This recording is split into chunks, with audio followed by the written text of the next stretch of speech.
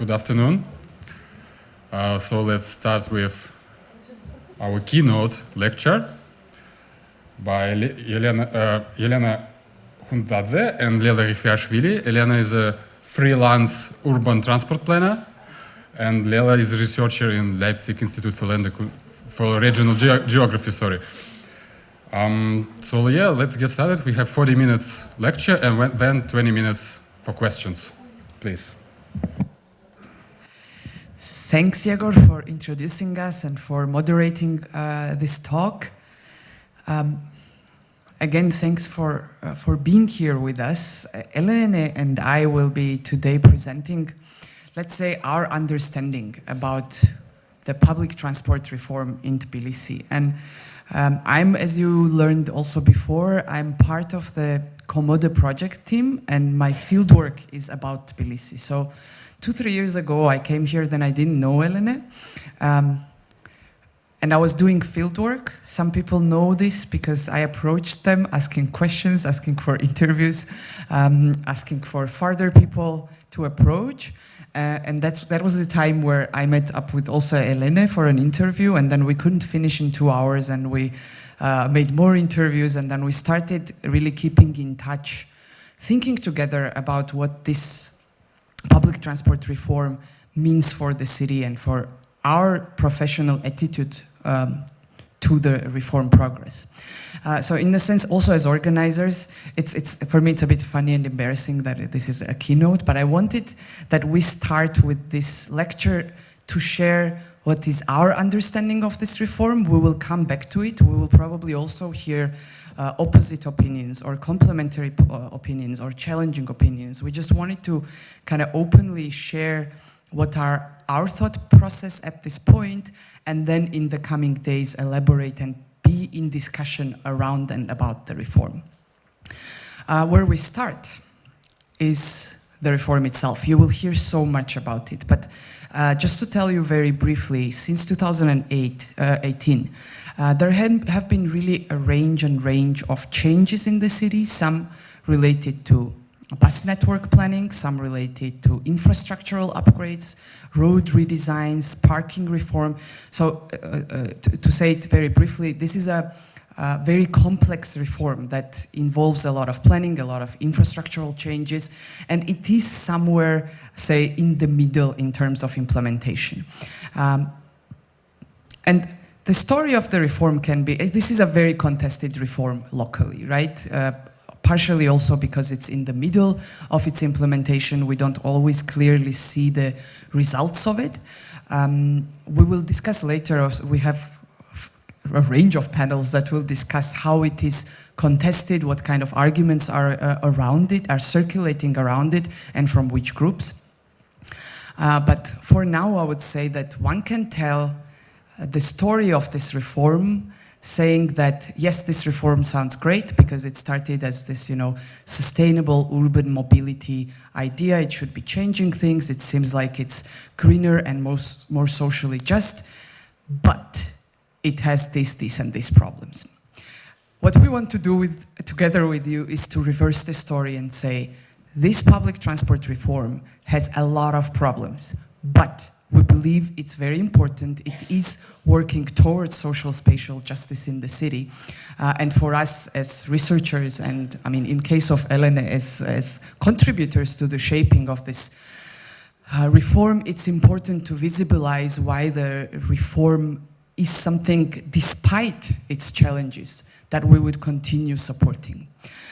Doing so, we also engage with a range of critical literature that at this point is very much brought together in decolonial stances and decolonial writings about public transport. And I would say that decolonial writings about public transport draw on a range of previously elaborated critical thoughts about public transport.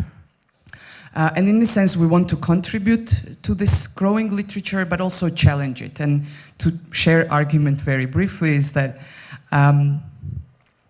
we do think that at points, existing literature asks questions too little. So we often emphasize that the knowledge about public transport needs to be decolonized, more local knowledges need to be, or more subaltern knowledges need to be part of it, but we miss the link, or we don't talk enough about how knowledge-related hegemony is also related to structural and really financial interests of very powerful actors.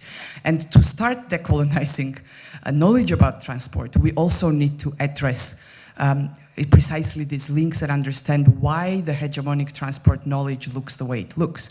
And then on the other hand, we also believe that it sometimes asks too much from us. And maybe I just jump on the next slide, where decolonial literature always expects from us to kind of take this stance against the modern hegemonic knowledge. But we will be trying to explain why this can be a very, very difficult task to do, and why pragmatically some of the knowledges that, the type of modernity that we also would criticize and not fully support, how pragmatically we would still need to positively engage with it and learn from it, right? So the argument then in brief is that even projects marked by coloniality of power and knowledge can nevertheless enhance social and spatial justice in the city.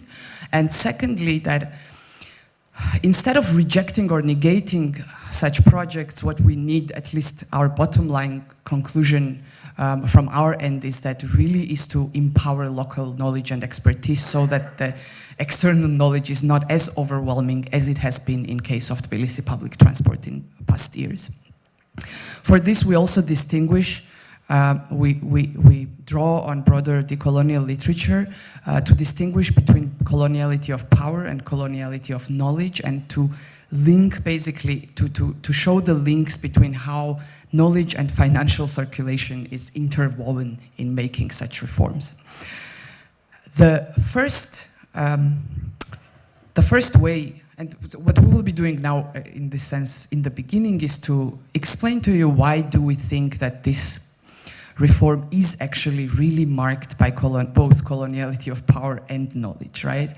And one of the first aspects of it is that if you look at the project, even if, say, I like the new infrastructural changes that it follows, if you look at the project as part of the broader history of urban transformation in Tbilisi, it's clear that it's drawing on a range of intentional erasures, right? From 1990s, we have been witnessing decay of public transport and in general decay of infrastructures that was followed, I mean, this is a very blunt history, don't quote us too extensively on this. And in 2000s, you see this essentially after the decay. So once you have this first range of erasure, you have the first round of capital accumulation by allowing, at that point, really car-dominated policies. So we had to take out, and it's a very physical and material process, right? The state decided to literally take out all these tram lines and put paved roads for car infrastructures, to marginalize also pedestrian spaces, to build the flyovers that you, I'm sure, have already yourself seen in the city. And this also, it was not only, let's say, borrowing money to start this new infrastructure wave in terms of transport, but this has also been part of the broader neoliberal development, where certain locations were articulated in different ways, where other types of investments followed this type of road developments. I think this Mziuri Park is one of the clear examples, but because I don't have a picture, maybe I don't talk too much about it. And then if you think from this logic, what happens now is also part of this neoliberal drive that at one point now we faced the limits of car-oriented development. So what we need to do now is borrow money again to take back all the car-oriented infrastructure and put in place a more public transport, pedestrian, multimodal oriented infrastructure. So if you think of this reform in this manner, you can very clearly see that this is a new frontier of capital accumulation. despite, again, the fact that, yes, we support this, but it is also very painful to see that it is tied to new investments that are large capital investments that the city will be paying for a very long time. Maybe I stop here and then ask Ellen to continue for the further points. Thank you, Leila. Welcome everyone again. I will just shortly also say a few words about my background, so it's a bit more clear. I'm a transport planner and have been working in City Hall from 2015 until 2020 in the process of this reform, in the heart of it, and then, oh, thank you. And then now I'm working as a freelancer, so I've been inside of this process throughout the whole time.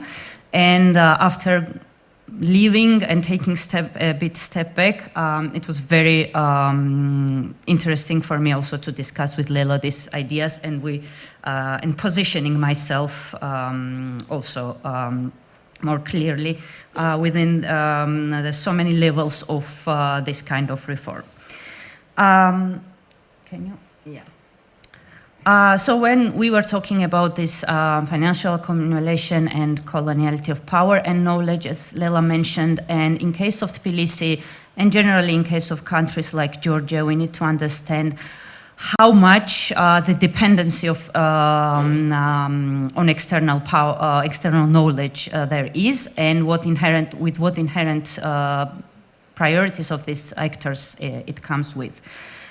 This slide shows mainly the main studies which were done after the reform started in 2017, and the loans these studies are tied to say that the Tbilisi transport planning whole system is dependent on external knowledge, and external capital is underestimated because basically other than road redesigns, everything is financed through big IFIs and several specific country donor organizations like French Development Agency or GIZ, etc.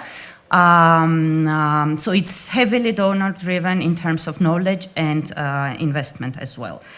There is a direct link to grant, technical assistance, and loans. Usually it's a very clear known procedure that before you take the loan for investment, you take the grant, which kind of diverts you to the investment plan, gives you the investment plan for this loan. So this in a way leaves us with a transport planning system that is directly tied to capital investment loans, and with overriding maybe creates the threat of overriding projects that can be more low cost and maybe also quick fixtures.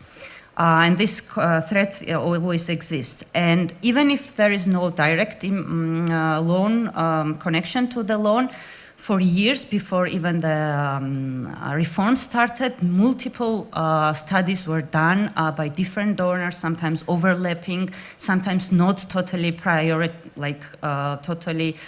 not answering the priorities of the city and put on the shelf. And I had this feeling that how is it possible that this much money is spent on the things that are not very effective, as the what would be the open aim of these agencies.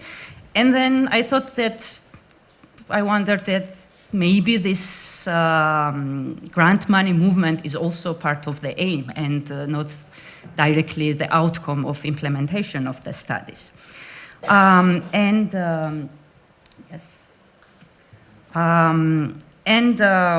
With this dependency also comes, of course, the import of the knowledge, which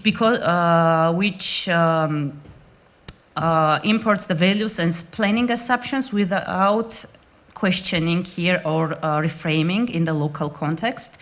A lot of questions that are directed to planning assumptions, connected to planning assumptions, from certain design solutions to more larger questions on policies, how it would work in our social political context, economic context, or what are the desirable outcomes even. These questions are is a standard, not part of the planning process, this kind of planning process. So in a way, you always need to fight for the space for this, to bring in front these questions. And in the end, most of these plans are more investment plans than development plans, or conceived as such. And as we argued, as Leila already mentioned, the coloniality of power and knowledge are interlinked, and we need to understand, before we talk about coloniality of knowledge, where we stand as a country in this global market, but also ideologically, which is also based on a neoliberal ideology. The neoliberal ideology, which we accepted pretty much without any resistance, is a very comfortable ideology for governments like ours, because it gives you freedom. It doesn't require you to look for the sources, budget sources for capital investments, or the sources to build the local knowledge, local institutions, and even important local knowledge production. And somehow puts this responsibility to global market. We always have access to international experts and money through these IFIs, neglecting the, assuming that planning is technical and there is no inherent interests, and everything inherent interests are only to develop the best cities in the world and most fair. But on the other hand, we need to understand, as Leila already mentioned, when talking about decoloniality, we cannot ask too much when we need to realize that there is a real lack of knowledge. And especially in the beginning of the reform, and I'm sure in post-Soviet spaces it differs, but in Georgia we had this totally absurd situation that in City Hall Transport Department, we didn't have a single position responsible for planning or long-term policy in the beginning when I was working there. And there were only a couple of people who knew concepts such as BRT or Superblock, etc., even in Tbilisi. So it's very hard to challenge something if you don't even know the existence of it. And now, to be fair, of course, after these 6 years of very intense planning and work and reforms, there is much more capacity in City Hall in terms of numbers and the knowledge as well. But to compare again to this huge amount of investment, the knowledge capacity building and especially the local knowledge production is lagging very, very much behind. And especially in City Hall, again, talking about small government principle, low salaries, and not enough staff, it's very hard to keep people inside the public sector, and that creates even less chances of more long-term institutional changes. And even more, local governments are still not interested in these long-term institutional changes because they are safe with this approach that there is always external knowledge and finance institutions, and finance institutions are always ready to invest in some type of studies or plans, even if it doesn't bring any outcome at all, as it happened before the reform started. But to go back to our sure. I just really want to summarize. I think this is, and just to reinforce this point of how knowledge and power are related. When we were talking of infrastructures, I think this is a similar thing always happening to the knowledge. There might be some knowledge accumulating, but then there is always a pushback against it. This whole principle, so imagine the state goes and borrows money on financial markets through the mediation of the big financial institutions, like Elena already counted. So we borrow this money, but the state cannot pay own employees proper amount, right? This big share of this money then goes out again to international consultancies. And people that previously worked in the City Hall would get better salaries if they leave the city hall and work for international consultancies, which again, we have to make sure and underline this. International consultancies will hire local professionals for a better salary than the city hall can pay, but for far less money than what they are earning. So this circle of finance and knowledge is kind of mutually reinforcing, and for this type of finance to function, local knowledge or disappearance of local knowledge in local institutions is absolutely a necessary condition, right, for the cycle to go on. So the one way that you can break this cycle, and it sounds easy, but it's actually not so easy, is to support this local knowledge, but that would need major rethinking of what this kind of small government and continuous austerity politics would mean. A very good point. Thank you for reminding me. Just another addition to that, even City Hall doesn't invest, for example, in to hire another GIS specialist who would like make a proper GIS database, and then within a already huge project, planning project such as SAMP or bus restructuring study, which has a lot of work to do, you spend a lot of time and a lot of money of making this basic GIS databases or improving it with 3, 4, 5 times more money needed cost than in case you had it. And the quality, it affects also the quality of the work. But again, to come back to our case study, Tbilisi reform, and the but that we are placing after, as Leila said. We nevertheless saying that this reform is still contributing hugely and can contribute to enhancing social and spatial justice. And there are several reasons for that, and how in case of Tbilisi we managed to still divert this big interest to more better outcome for the city. One a big important part is that there was a very basic investment. It's like all the investment in buses, that we have new buses. Of course, this plays a lot of infrastructure, plays a lot of importance, but the most important is the redistribution of right-of-way. This kickstarted this process. If this didn't happen, then maybe we would be looking at another very high cost but not so effective reform.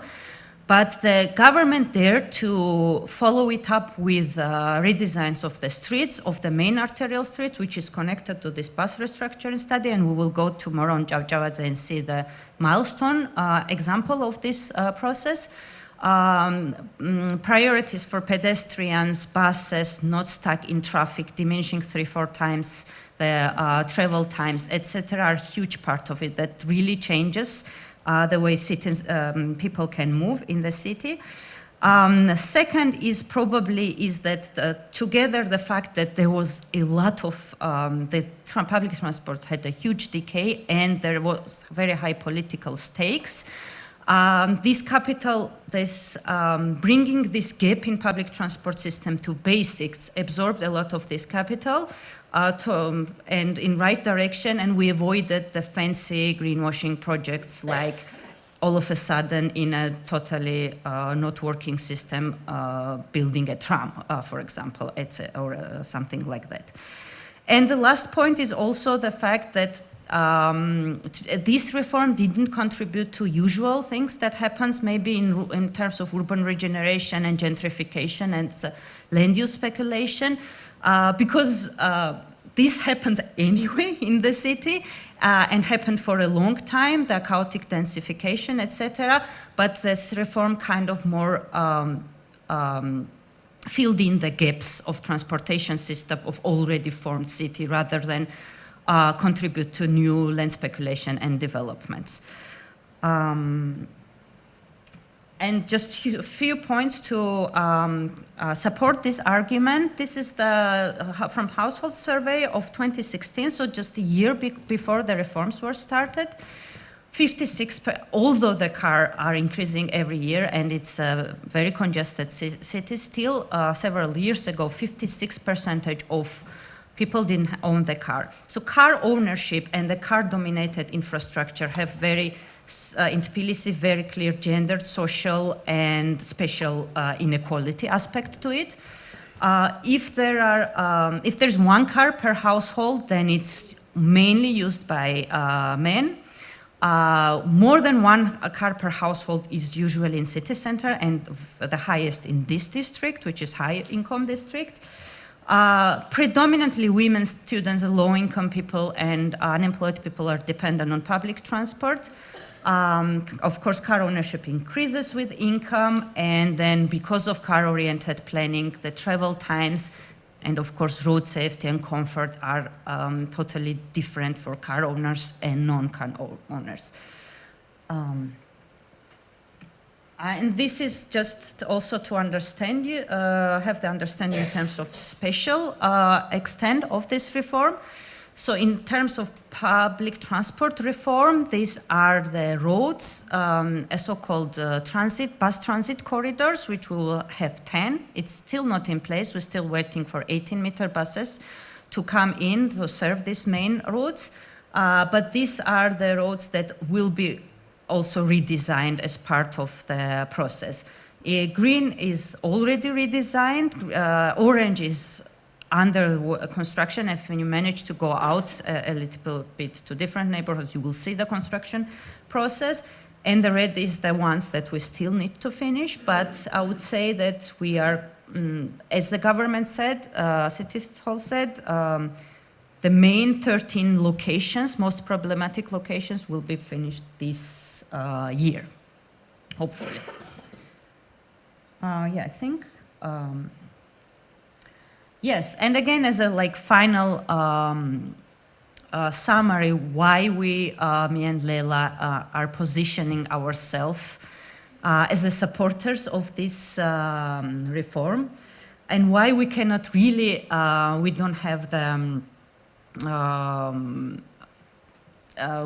it's not the time, I would say, not pragmatic to disavow this reform because of these many problems is the huge backlash that city government had because mainly of these road redesigns and taking space from cars and giving to others, distributing it. And the process, the discourse, the whole discourse that leaves the actual public transport users mainly out in terms of media and political discussions, and this whole middle class positioning against the system creates the real threat of rollback of the reform, which would be a shame. Yes, it's actually because, I mean, to simplify the story, and I think we will have a whole roundtable on Monday that people that might know this even better than us will explain to us about the process. But what is very clear at this juncture of this reform is that people that have a political voice in this city, or majority of people that have the political voice in this city, rather reject and undermine the reform. And I think we all should stay critical of it, and we all should be pushing the City Hall to push this project farther, and they are lagging behind. They did major mistakes besides this whole meta story that we told you, right? They, I don't know, for me particularly painful was, for example, when they withheld public transport in times of COVID restrictions. And it was unbelievable to imagine that they expected people to go to work, and they didn't provide public transport then. And if you're in a city which claims to make such a big public transport reform, and you do this, like attack public transport first when there is a, COVID-related restriction, it's of course like counterintuitive. This could also have been the times that they could use to actually purchase the buses that are vitally important. And the very idea that the buses are not being purchased is undermining the support for this project. Because people are seeing and experiencing continuously the congested transport, and yet it's also sad to see that majority of people that can have a voice about this reform rather picks on it and undermines it. Instead of asking from the city hall to finish it, they question whether the very idea that there are more bus lanes and the very idea that the city invests so much in public transport is valid and legitimate. And then those very few people that kind of try to explain what is going on have to over and over repeat that, look, I mean, if we took away public transport or bus lanes, it wouldn't mean that cars would at this point travel safely and nicely and without traffic jams. Just this very, like, socially, it's still, like, it's not the truth for everybody that taking away, rolling back public transport doesn't mean end of congestion or mobility to everybody. So, and those who have no voice are precisely the ones that are benefiting at this point and would benefit from further accomplishment of this project. And I think in this sense, many of us in this room and many professionals around are in a very tricky position to fight pretty much like as individuals and as a small collective in this very averse and very risky, at this point, very, very risky project. I would just say one more thing and then open the space. I think we're very good in time. Open the space for the discussion that it's also, I mean, it has become increasingly difficult to be supportive of this project while the ruling party is mistreating us increasingly, right? At this point, people that also stand behind this project are, for many of us, political enemies. For many of us, people that we go after, people that name us. I mean, I can take it very personally. Like, I'm a Russian spy in this for the political elite of this country. So it has put, like, recent political events, it's not recent. It's not that in 2018 I was a supporter of the ruling party. That's not the point. But the more authoritarian, the more shameless the ruling party goes, the worse position we have when we want to defend such a reform in the city. And that, in a way, also asks for more solidarity necessities from us, right? But it is a very precarious situation, and I think this whole situation is not also just about us. In general, the more delegitimized the ruling party is that stands behind this reform, the harder the more precarious this reform becomes, right? I don't know, this might not happen, but if once the city mayor changes next year, if there was a city mayor that would want to say, I don't want to continue the reform of that particular person, they might get legitimation, right? Because there is so much anger at this point in the society collected against the ruling party. So that makes this reform, I think, farther vulnerable and makes the necessity of talking of it even more articulate. I would then finish here. Thank you. Thank all of you, and very much invite you to ask us questions, but also feel free to make comments and share your opinions. It's not that we don't have to answer everything. We can just invite you to ask questions. There is a lot of professionals in this room, so questions that we might not be able to take, some of you might be able to take. So you're all welcome to join.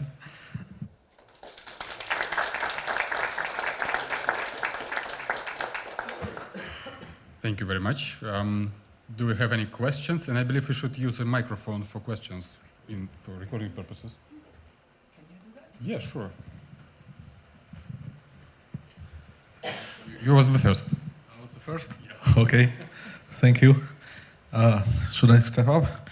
So thank you for your very interesting presentation. I think you highlighted the most prominent points related to the reform and all the ongoing processes.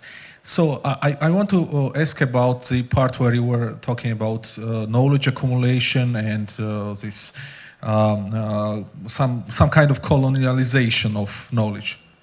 So probably you have seen there's a large building at the intersection of Tamar Mepe Street and Amashenebeli Street. So it's a I think some over 10 floors building, which was in Soviet period. It was famous Kaugiprotrans.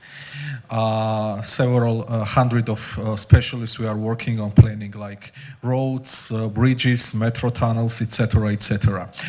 And in that economic system, it was viable because first there was like not unrestricted, but like much more funds. And what's more important, there was always ongoing continuous projects. So you could keep these specialists and they would work and like just not sit without like working from project to project.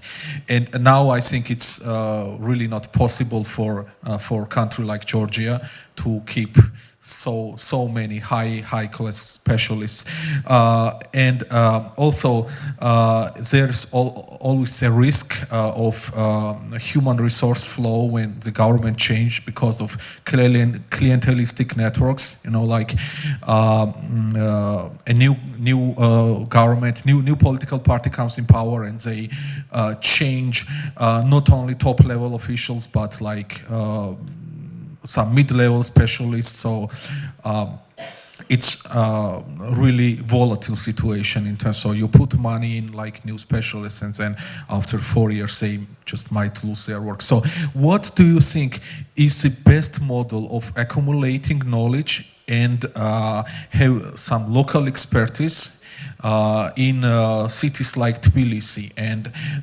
if there are some like good models that you can bring as examples from other towns of similar like budget and similar pace of reforms? If it's clear, I don't know, like, okay, thank you very much.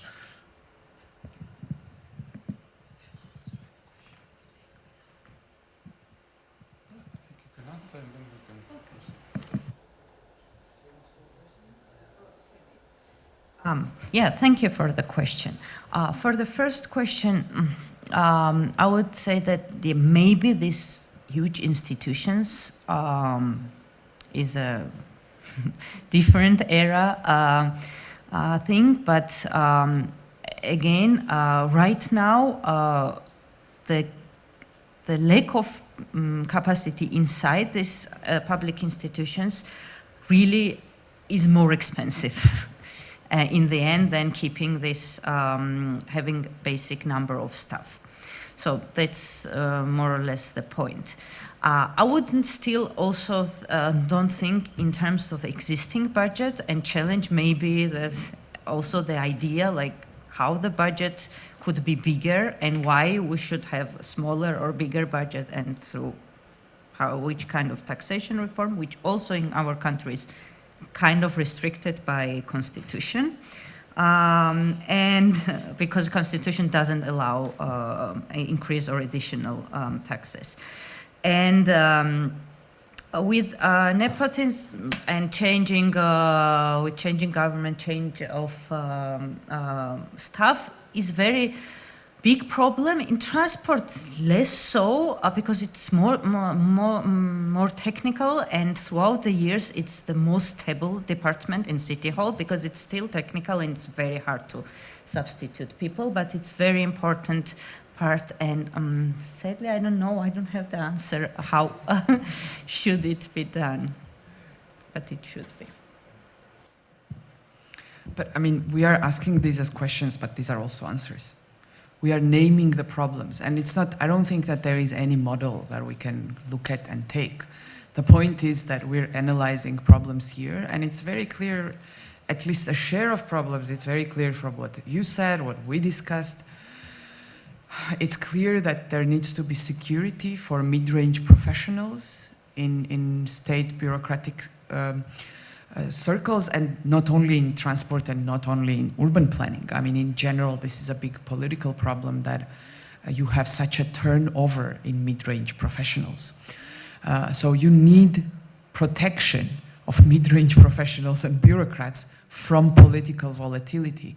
And this is a very important step, again, not just for the city context, but across political spectrum and across the public service offices in this country. So that would be one aspect, and it's very clear from the way we formulate at least the problem, and we will be talking of this more these days. So if we see further problems, we can also formulate solutions in that way.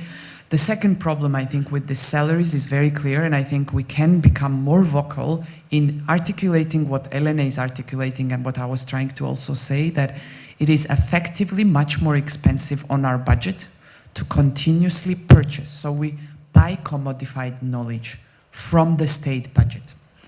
So why can we not pay to local professionals the amount of money that they could work on this? And there is really so many people that if they had decent salaries, they would rather stay for lower salary than go for the alternative. It's just the balance now is so bad that it has to be balanced out somehow. And it really is just much more expensive. Technically, this can be counted. It's much more expensive to cover the salaries of the very professionals that we're talking about. So it's cheaper to have someone in the city hall working on this than in the consultancy.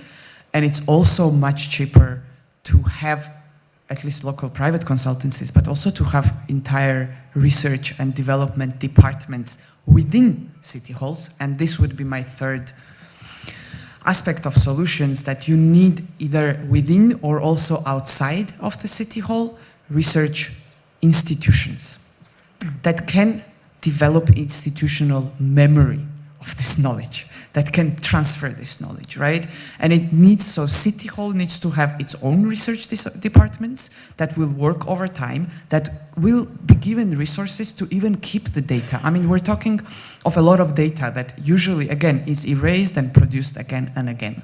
So you need institutional structures within the department, and no, not the department, but City Hall, but you also need research in universities. And this is not, how do I say, I don't want to say, oh, it's like that in Germany, but really, I mean, in many countries, this is the case. You need to have strong, independent institutions that will produce this knowledge that then the state institutions can be drawing upon.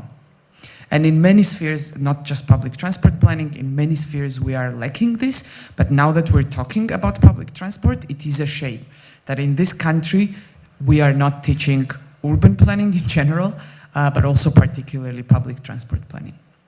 So these are, how do I say, we don't need to come up with models. There are some of the first steps that are visible from problem analysis. And then once we start convincing anyone in that, maybe then further, more precise solutions can emerge. Okay, thank you very much for your talk. I have actually 3 questions. First of all, it's not clear for me these studies were financed by government, by budget, because in your presentation there were like grants. So, were it grants, international grants, or budget? This is the first question. The second question, actually, I'm interested from your point, who actually consumes the documents, that papers? Is that locals or, I mean papers like SAMP and other studies? Who actually consumes that? And the last one, from your point, which steps were done already to defend that reform, to explain people that that's really necessary? I will answer the first, donor or international grants. It's international. The grants are international, by international finance institutions, which are the pre-step for the loans usually. And it's mostly the capital investment in buses, mostly in metro rehabilitation, metro station rehabilitations, and most of the studies are through these finances. And the studies that city is financing is these road redesigns, and the road rehabilitations are done by local budget as well. And some part of buses were bought also by local budget, and this upcoming 200 will be also local budget. And the reason partly was that that we were buying diesel buses, and EBRD, for example, doesn't give loan for diesel buses anymore, etc. Maybe also answer who produces the different plans. The plans, again, it's international consultancies, consultancies like Sistra, Mott MacDonald, Ramboll, mostly European. And it's received the beneficiary, or not always direct client, but it's contractual thing, but beneficiary is City Hall, or now it's called Transport and Urban Development Agency. And they are looking over these documents and commenting, etc. So it was my job before in City Hall to work with these consultancies on these plans. But it's led totally by international consultants. Sorry, I mean, who actually consumes that? Officially, of course, you. Sorry, what? Or let's say, mayor. Okay, but actually,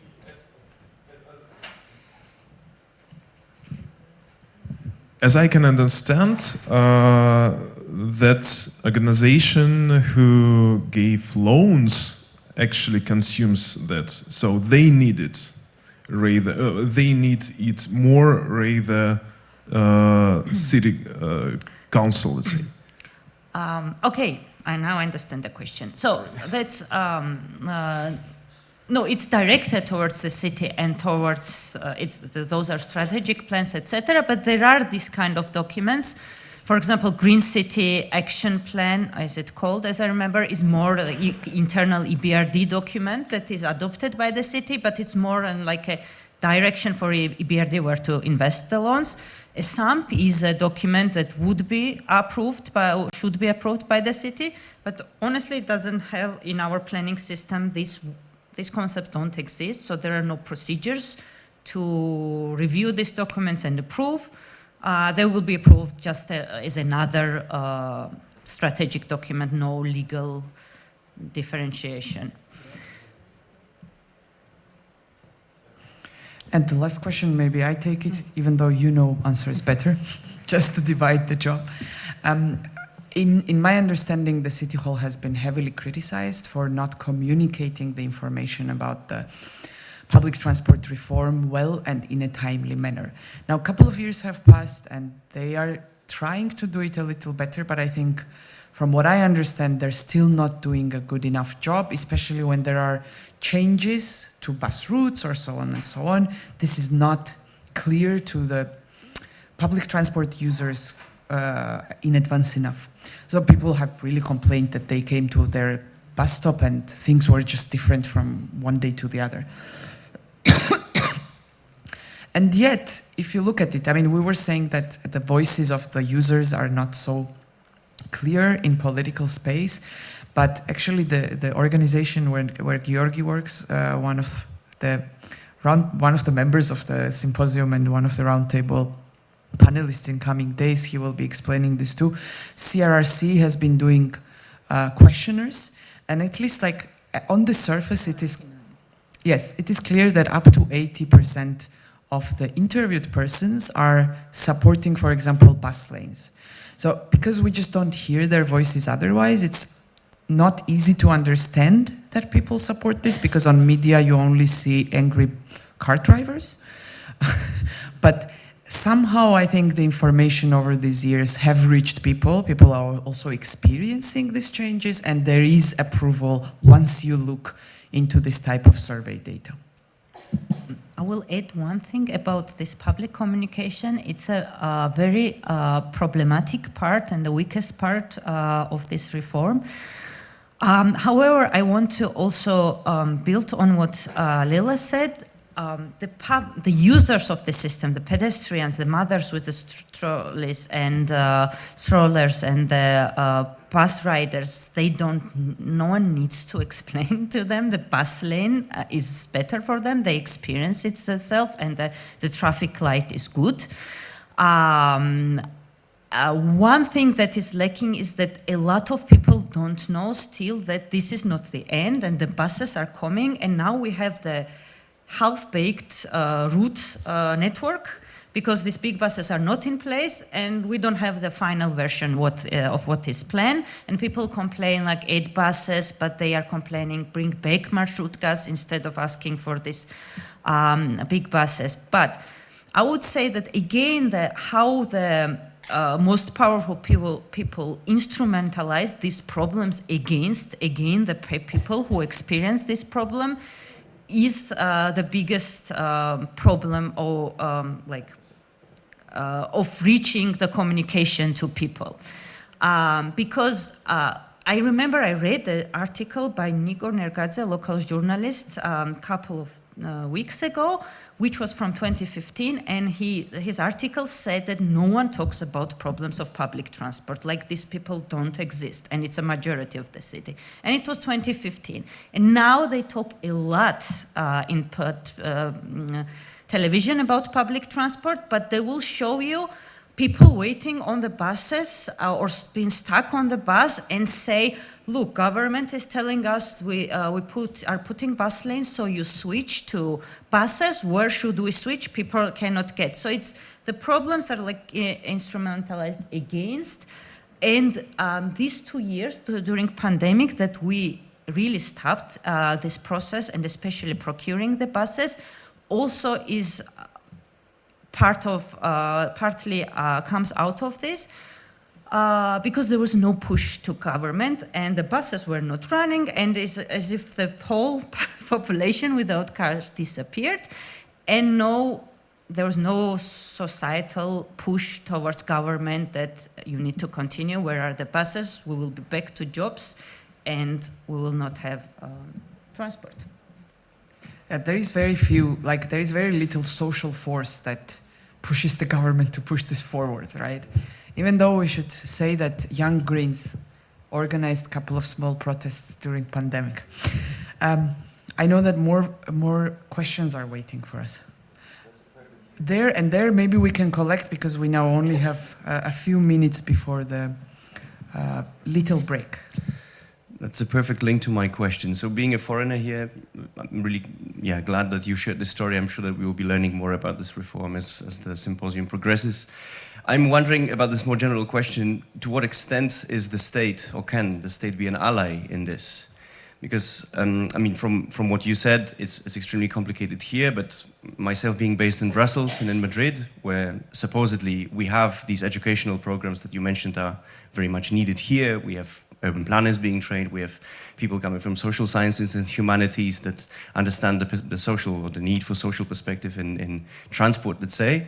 And yet, what we see since 1950s at least, is that public transport is a very important field for capital accumulation, where the state plays a very similar role to the one that you described when you talked about these international donors and consultancies. So basically the state is in itself an international consultancy that tells its other branches that we have to build extremely expensive mega projects that have very little need, and they benefit very unequally the society, but they occupy the state for decades in terms of planning and maintenance, and of course they suck an enormous amount of taxpayers' money.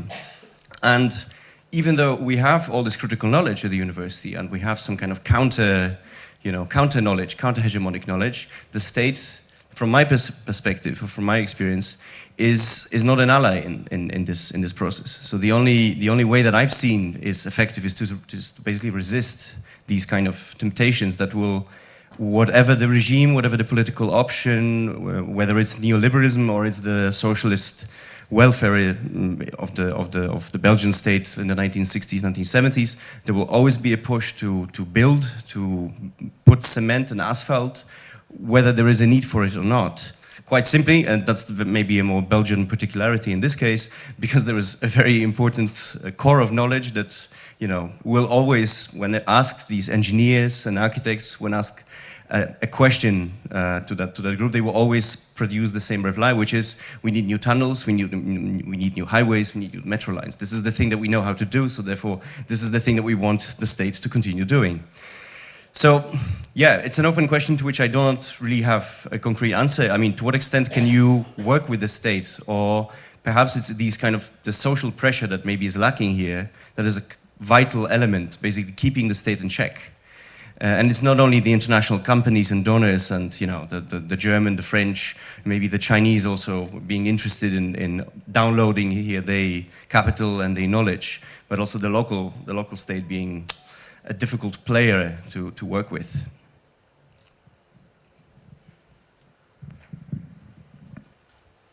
We have one more question here that we would collect. We have only 5 minutes. I see. We don't actually, we have 1 minute. Yes, it was here. Thank you very much for the presentation. So my question will be, also certain observations may show that what the transport department does is not always congruent with what with the general policy of the city hall, right? That the city hall implements. For example, we have this old Hippodrome Park case where these 2 huge parking lots are about to be developed that will most probably increase the car flow or demand on cars, like raise the number of car users.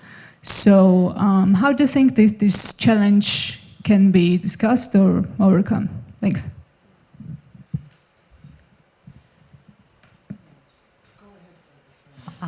Yeah, that's a very good question. I will answer first your question, and it's a bit also tied to Wojciech's question. To be honest, the main core is Transport Department or Transport and Urban Development Department, which is pushing these reforms. That doesn't necessarily mean that the government, city government, or the whole state has the same approach or at least understanding. Maybe official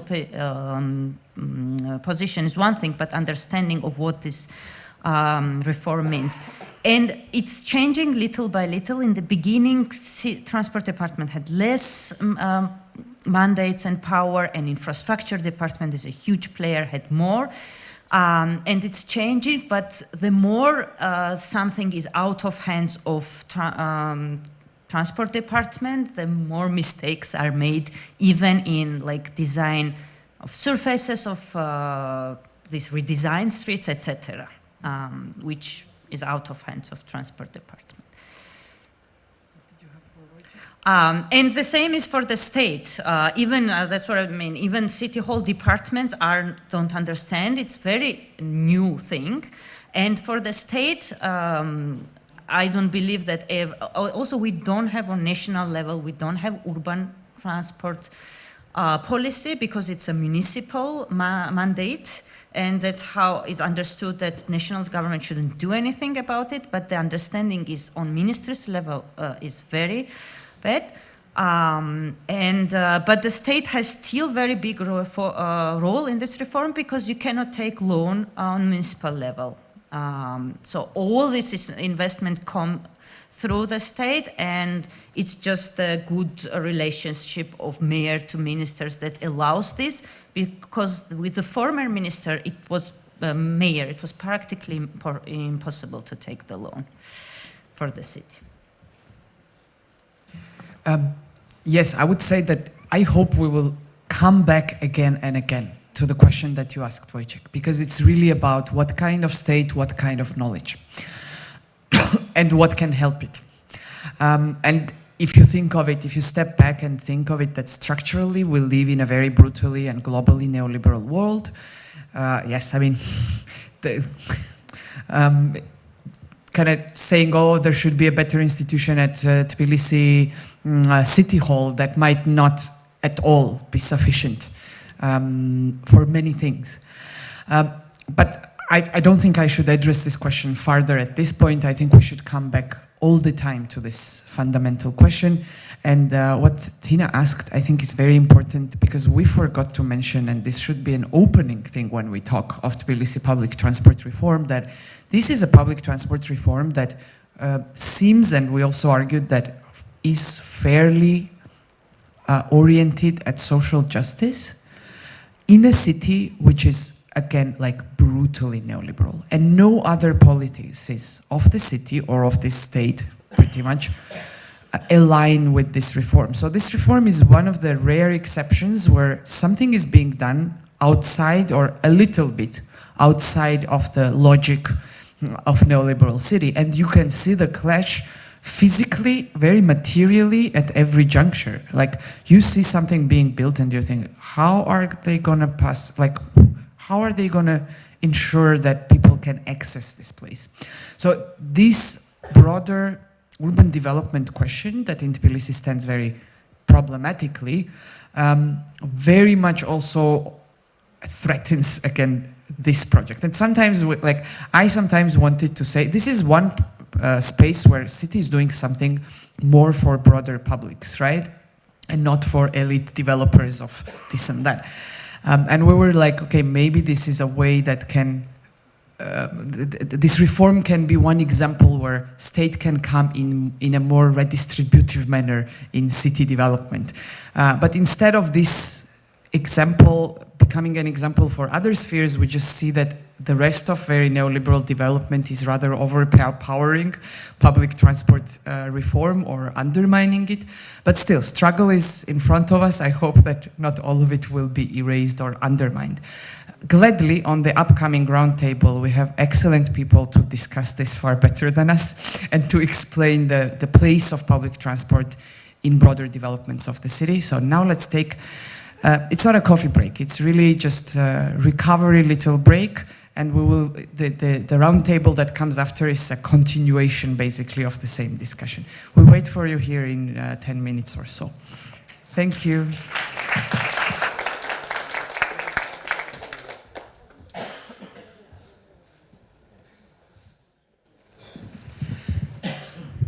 Dear all, thanks for being back in the room. We will continue now with a very interesting roundtable where we will try to start contextualizing this public transport reform within broader transformations in Tbilisi largely, but we probably sometimes will also reach out to national level. We have 4 amazing presenters. I'm imagining that you will not remember the names, so we will present them as we ask them the questions.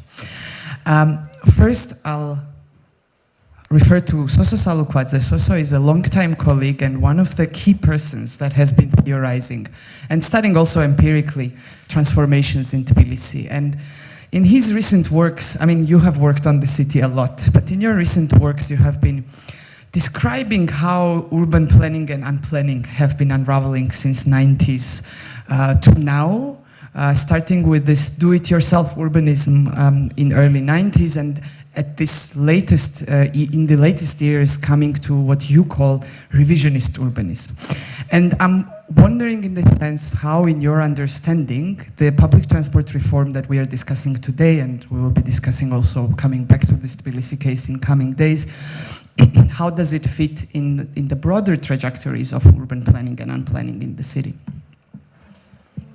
Well,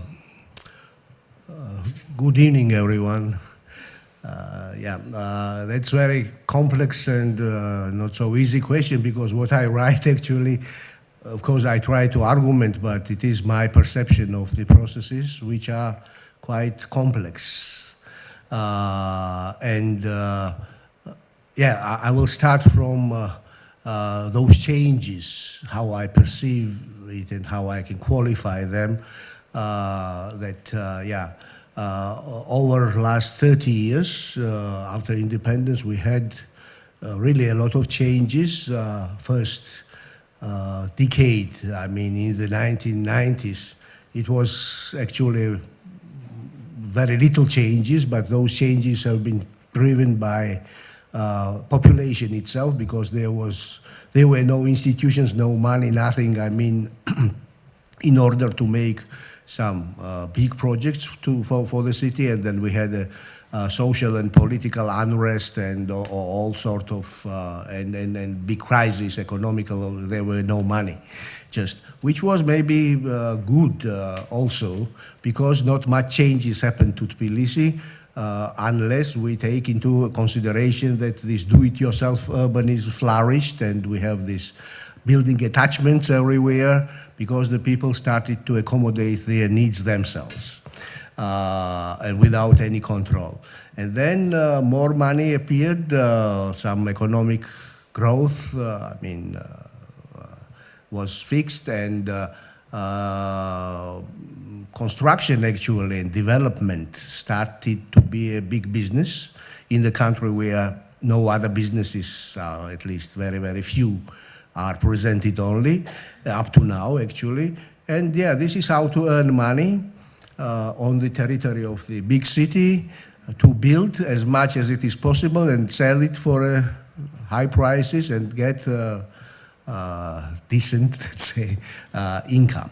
And I call it sort of investors' urbanism. But then also in the second half, last years of 2010s, zeros of this century, the political class decided to take under control urban development because it was quite good, first of all, to show to the people how they are modernizing the things, and Tbilisi is not exception, because in other cities, also in Baku, in Astana or in Moscow, the things also went in the same way. But then what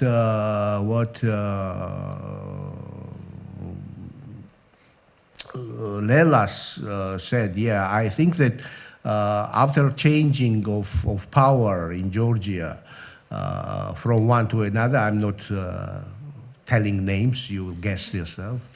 Yeah, there was a sort of, in my understanding, revisionist approach, which I don't think that won't happen, and it was also somehow mentioned by you, if and when this power will change, this government will change again. There are two things, because many things have been done wrongly, let's say, or there was this really big duality or confrontation about the idea what was done well and what was not. And another is a personal attitude to of this government to previous government, and I think that whoever government will come now, they will have the same feeling to the existing government. So it really can pull back the things and put under revision many things, which some of which are maybe really worth to be revised, and some of them they are not. So we know many signature projects stopped, bypass or this road of Tbilisi stopped, and so on. I'm not talking about what was good or what was bad, but yeah, this could happen. So let us see, because I'm not a kind of sort of fortune teller.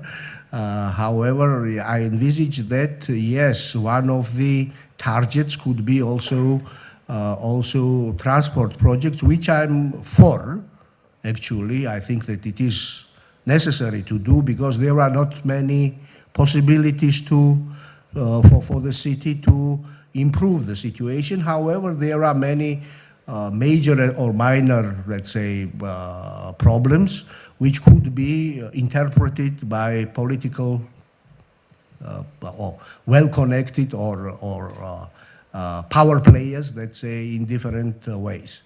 Just to finish now what I'm telling, first of all, my personal,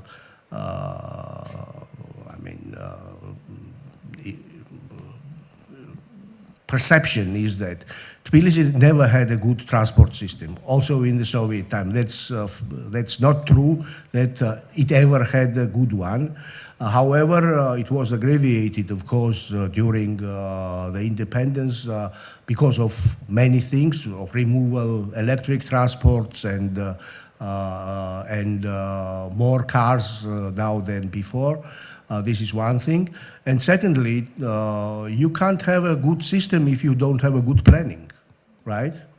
So whatever measures you take, if the planning is poor, if the planning is inadequate in the city, and Tbilisi is also topographically very difficult one, then you can't accommodate all needs. Okay, you can make it a little bit better or a little bit worse, but on the one hand, doing this reform, I mean, which I at least I'm in favor of this. Again, I say in principle, but if you just construct furthermore uprise buildings, I mean, in the parts of the city where you have already the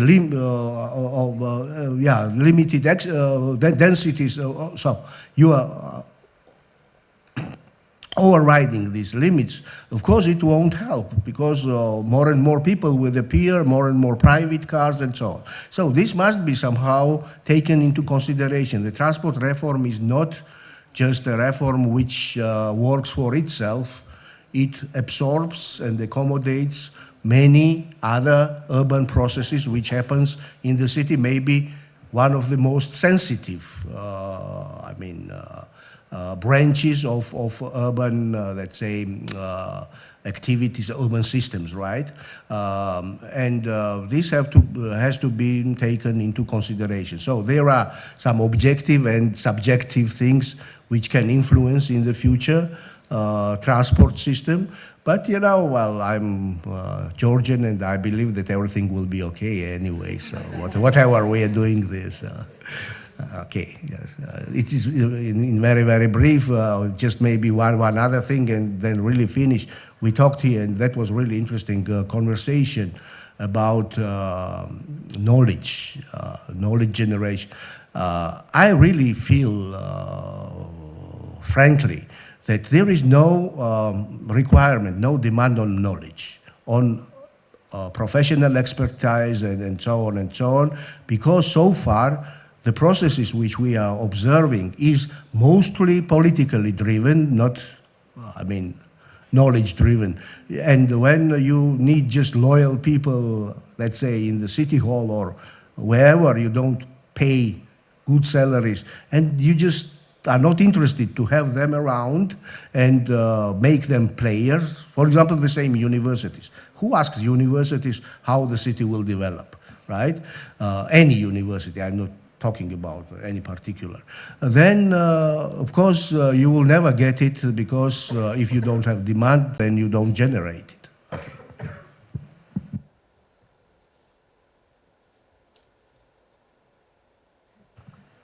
And support in knowledge production, which is also lacking, and we talked so much of the finance, right? And I mean, this is just a very generic and boring comment that I'm making now, but in general, what this state is investing, or rather under-investing in education and in universities and in research, is something that totally undermines local knowledge production about transport and many other fields. Thanks so much, Soso, for this commentary. Now I'll go ask Manana Kochladze to also present her position. Manana is a representative of Green Alternative, one of the key environmental organizations in Georgia. We have shared, in a way, directly or indirectly, struggles not only in relation to public transport, but in relation to a range of other environmentally, socially, politically, economically, in this sense, problematic infrastructural projects and transformations. But particularly about public transport, I know that Manana has been working for decades at this point, and she also co-authored recently a lengthy and very important report about the progress of Tbilisi public transport reforms. You are welcome to comment on any aspect of this discussion that you like, of course, but I think for us it would also be particularly important to hear you as an environmental, as a representative of environmental movements in the city and in the country.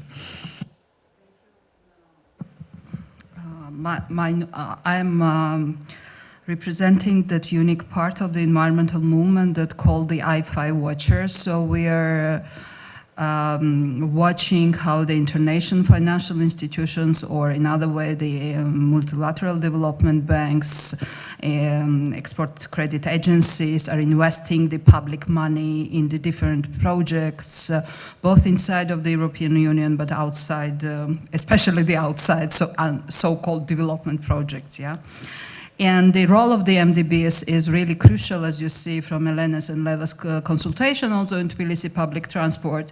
But we really need to keep one thing, that the international financial institutions, maybe till 2015, when they signed the Paris Agreement and starting to look into the sustainable mobility and sustainable public transport issues, what they mainly have been investing, and they are still continue to invest in our country, particularly is the roads. So the motorway directed, car directed culture, and they have been constructed the pipelines. You know, I will stop here, you know, it's much more better. So transforming from these so really controversial infrastructure projects to the public transport for the major MDBs, and you can check, comes out like the easiest projects, because if you go to any MDBs, they have the different programs like smart cities, green cities, all the different labeling at the end of the day.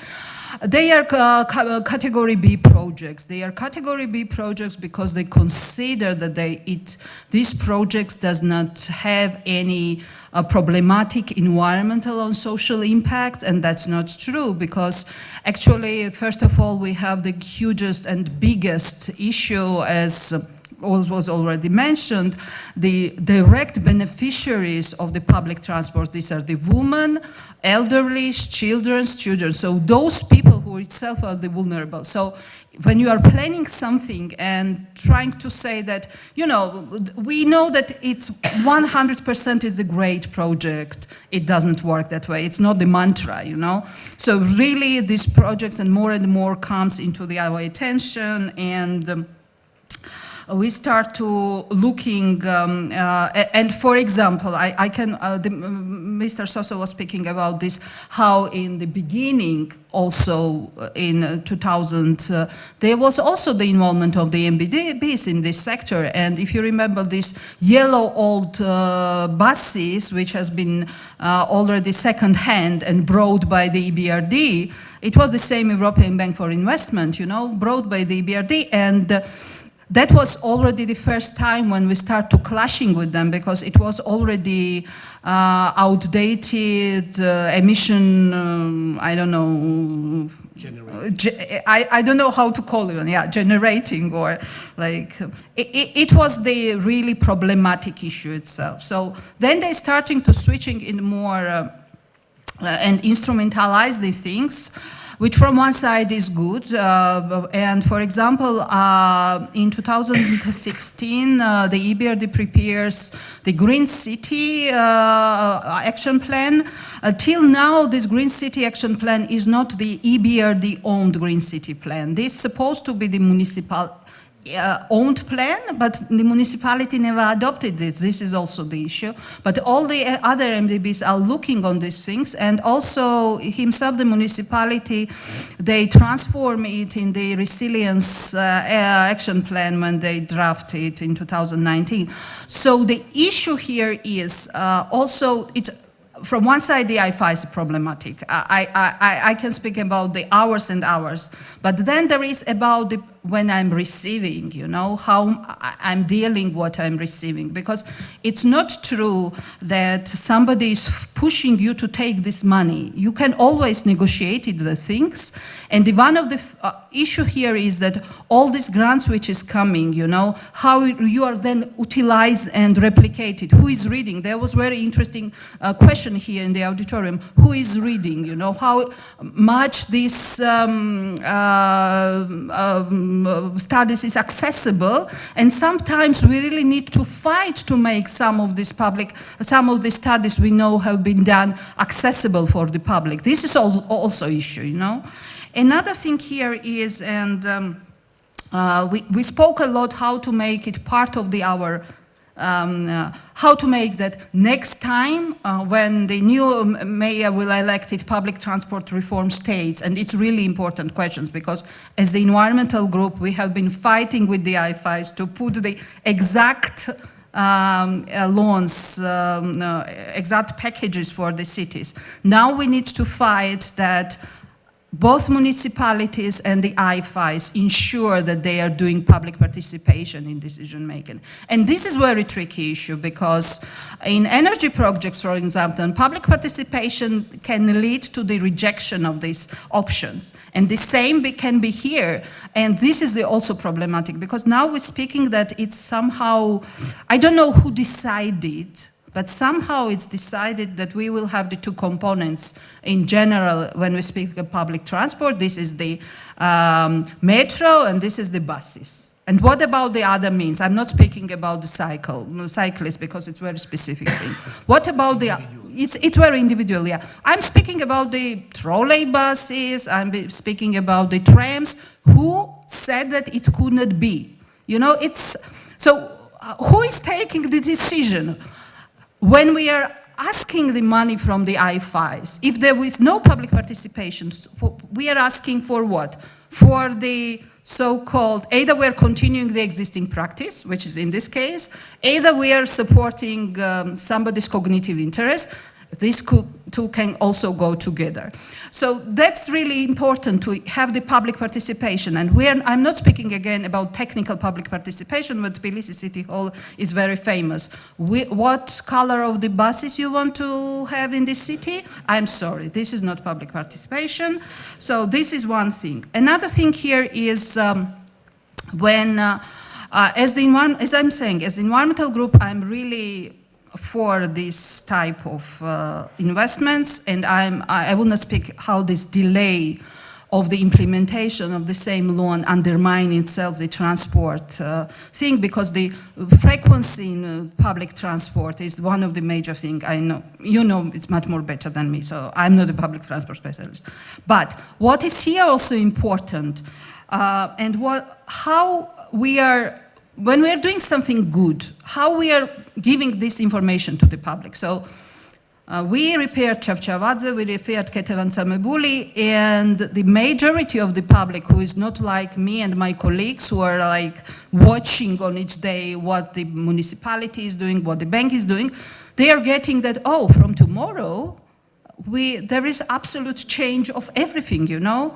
You need to look right and left, and now you need to look left and right, and there was no information campaign about that, and we have lots of the incidents about it. But this is like, okay, you can say that this is not that important, but I'm pretty sure it's important if we're speaking about the sustainability of mobility and changing public patterns and not just speaking of the technical solution. And then there is one another thing. If you go to Tbilisi, and if I understand for most of you, this is the first time, please go in the places, not on these major streets and avenues where this reform already happened, but go a bit up streets, down streets, and see how it's changed the people's life. Maybe the traffic increase on this side back streets, and we don't have still any mitigation measures for them, or maybe the traffic jams increased and there is increased air pollution in the places which never have been, and nobody really looking and nobody really studying.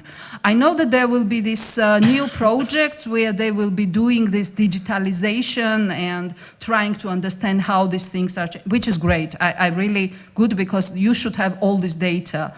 But the problem for me is that before we are trying to do something, we need to sit and we need to have the good plan, yeah? And in this good plan, the people, when we're speaking about public participation, it's not about just people from the street. It's just about what Mr. Soso said. It's about involving all stakeholders, academia, involving civil society groups, involving, who is now foreign, how they say, influence agents or something like that. Actually, I'm most prominent agent, I think. Nobody understands of which country, but anyway.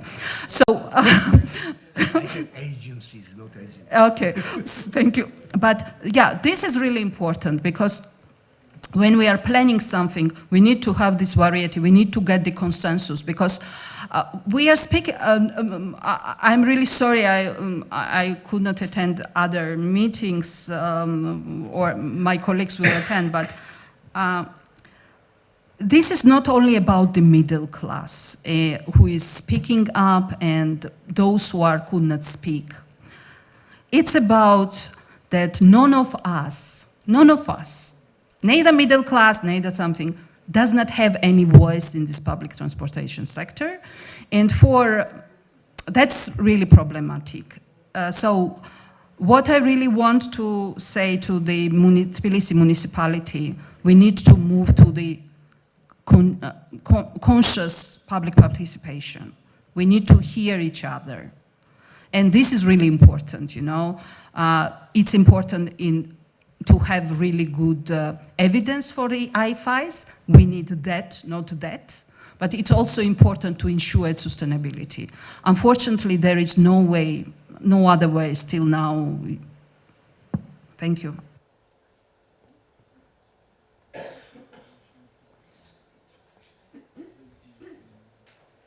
Thank you so much. Okay, then we'll move to the next two panel participants. So next to me, to the left, is sitting Victor Zilosani, who is head of Transport and Urban Development Agency of Tbilisi City Hall. This is the main municipal agency responsible for urban and transport planning, road design, bus network planning, and overlooking also operations. Victor arrived by the time that I left, so he was my boss for maybe a month maximum. And Victor and his team, so mainly this agency too, are the main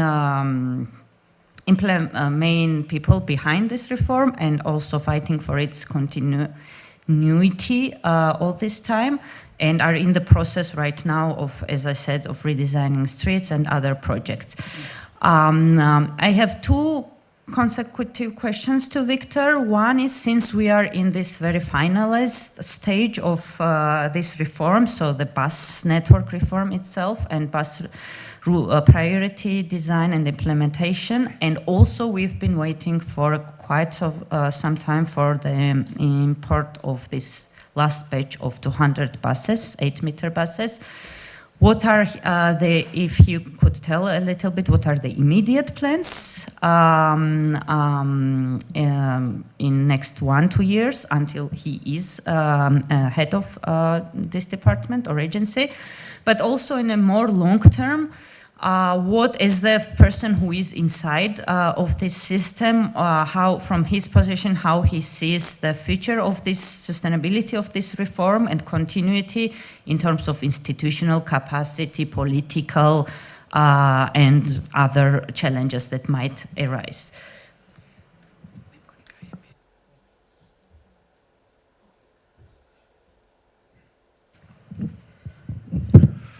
მოგესალმებით, მე ვისაუბრებ ქართულად და მომეხმარებიან ჩემი მეგობრები თარგმნაში. მადლობა მოწვევისთვის. მე როგორც ვარ ინფორმირებული, ძირითადად აქ არიან აკადემიური წრეები, მაგრამ და ჩემი გამოსვლა შეიძლება არ იყოს იმდენად აკადემიური, მაგრამ პირობას გაძლევთ, რომ იქნება გულწრფელი.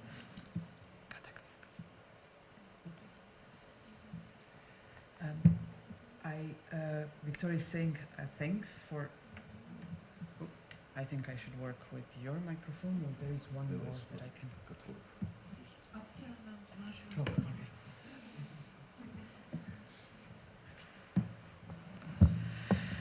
Thanks for inviting and having me here. As I understand, this is mostly academic audiences, and my intervention here will not be so academic, but I'm promising you that it will be sincere.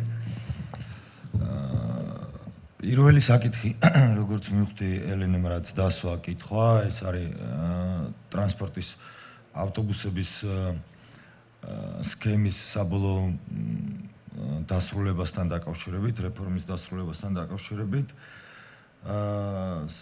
საკითხი დგას ესე, რომ ჩვენ დიდი ხნის წინ დავიწყეთ ეს რეფორმა სისტრასთან ერთად, შეიქმნა 10 ძირითადი დერეფანი, რომელზეც უნდა იმოძრაოს 18 მეტრიანმა ავტობუსებმა და ჩვენ ვართ ახლა იმპლემენტაციის პროცესში.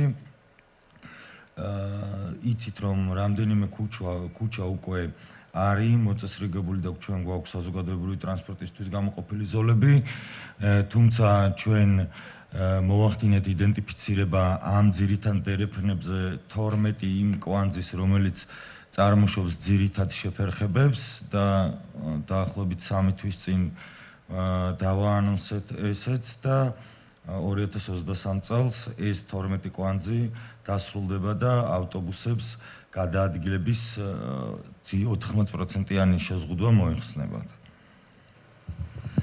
The first question that Elena asked me regarding finalizing the ongoing reform, I wanted to reflect on that. What I wanted to say is that, as it was also mentioned before, we have planned already previously 10 bus rapid transit like. I think in Tbilisi it's not called bus rapid transit, but Tbilisi rapid transit? Bus transit. But it's a similar, not exactly the same, but similar logic as bus rapid transit. So there were 10 corridors planned already previously. There is a couple of streets, and you also saw the map of this. A couple of streets are already organized so that the bus lanes are prioritized, and a number of others are being organized.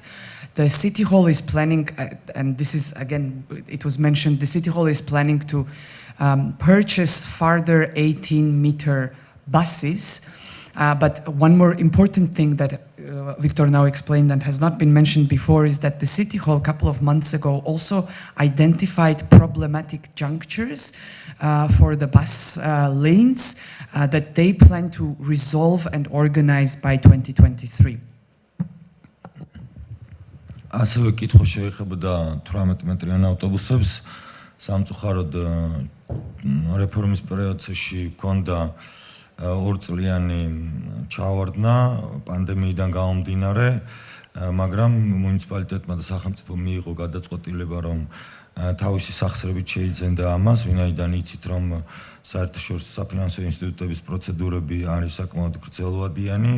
ამიტომ ჩვენ დავიწყეთ ბაზის მშენებლობა და 18 მეტრიანი ავტობუსები პირდაპირ შემოყვანა პირდაპირ მიბმული არის ბაზის მშენებლობასთან.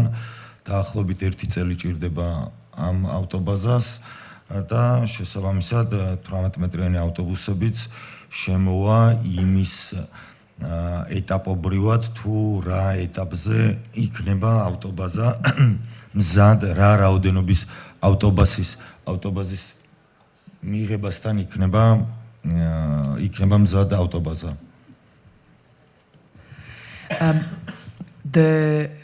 We had a little pause throughout the pandemic in terms of moving farther with the progress of the reform and also with the import of the buses. So after that, at this point, the City Hall or Tbilisi municipality decided to invest own resources in construction of new bus depot and start purchasing 18-meter long buses, and the buses will be imported just like in line with the progress of the depot so that the new depot can receive the new buses. ასევე მინდა გამოვხმაურო კოლეგებს ტრამვაისთან დაკავშირებით. მე მომხრე ვარ ტრამვაის და ელენეც აგრ გიორგიც აქ არის, რომლებიც ჩართულები იყვნენ კვლევის პროცესში და სისტრას კვლევის მიხედვით ტრამვაის საჭიროებას რამ გზავრთა ნაკადიც გაგვაჩნია ჩვენ დღეის მდგომარეობით დაახლოებით 10 წლის განმავლობაში მივაღწევდით, თუმცა აქედან რაღაცა პერიოდი გასული არის უკვე რა თქმა უნდა, მაგრამ ასევე მნიშვნელოვანი არის, რომ ტრამვაისაც ჭირდება მისთვის გამოყოფილი ზოლები და 18 მეტრიანი ავტობუსები არის ტრამვაი ბორბლებზე, შეგვიძლია ესე შევხვდეთ, თუმცა მე მესმის, რომ ყველა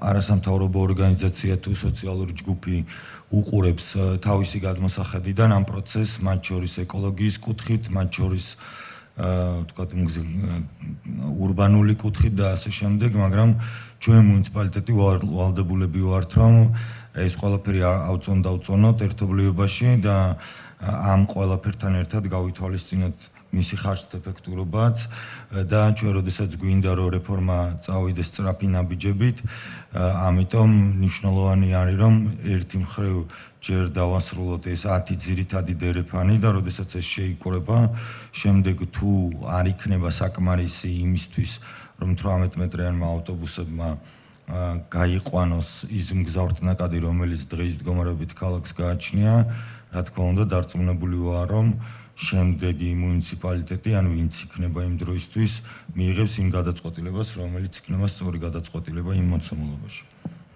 I wanted to also comment a little bit about what the colleagues mentioned before, particularly the question of making or not making a tram system.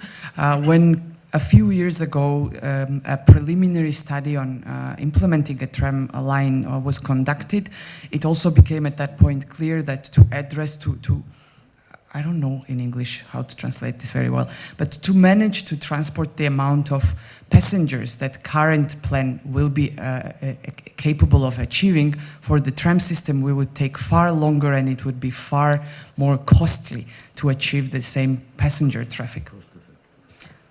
And one thing, it doesn't require, like according to this ridership, bus system is taking this ridership according to the studies. So the tram is the upgrade version. And from the perspective of the municipality really has to consider reasonably cost effectiveness and time limits. So in this sense, the planned 10 bus rapid transit routes are a priority at this point, yet we think that if in the future there will be a need to also implement tram lanes, perhaps in the next years, the municipality, whoever will be in power at that point, will be able to reconsider and think about the tram system as well. ასევე საკითხი შეეხებოდა რეფორმის მდგრადობასთან დაკავშირებით და რა თქმა უნდა ყველა განვითარებად ქვეყანაში ნებისმიერი საწყისი და ნებისმიერი რეფორმა არის მყიფე, თუმცა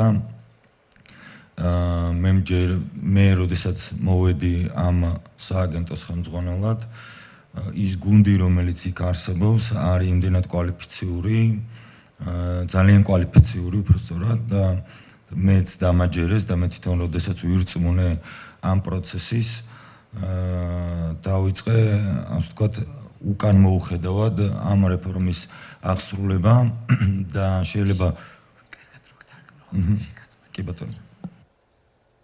The next point I wanted to address is about the sustainability of this reform. And I understand, and we all probably understand very well, that such reforms can be very vulnerable. Yet, the team that we have at the City Hall is highly qualified. And also when I personally came as the head of this particular department, this was the team that convinced me as well in the necessity of implementing this public transport reform. And since I myself got convinced and I understood what the reform is aiming, I became a very fierce supporter and dedicated myself to really implementing the reform. ზოგადად ნებისმიერი რეფორმა არის მტკივნეული და რთული, მით უმეტეს როდესაც რადგან ეხება რაღაცა კონკრეტულ სოციალურ ჯგუფებს და როდესაც ეს საუბარი არის ტრანსპორტის რეფორმაზე, კიდევ უფრო მტკივნეული და რთული არის, ვინაიდან ეხება ყველას. Any reform, any such drastic reform can be painful and problematic, and it is, especially when it comes to public transport that so many different social groups rely on, this can be a particularly problematic and challenging reform to push through. თუმცა ჩვენ არ ვიგონებთ რაღაცა ახალ ველოსიპედს და შესაბამისად ყველა განვითარებული ქალაქი მივიდა სწორ შედეგამდე ამ რეფორმის შედეგად და დარწმუნებული ვარ, რომ ჩვენც შედეგს მივაღწევთ, როდესაც ეს სრული ციკლი შეიკრება, თუმცა მინდა ვთქვა ისიც აუცილებლად, რომ საზოგადოებრივი ტრანსპორტი არის და ზოგადად მობილობა არის ის პროცესი, რომელიც არის უწყვეტი პროცესი და შესაბამისად ნებისმიერ ეტაპზე თუ კი ვინმე ჩათვლის, რომ რეფორმა დასრულებულია, იქ შეიქმნება ყველაზე დიდი პრობლემები.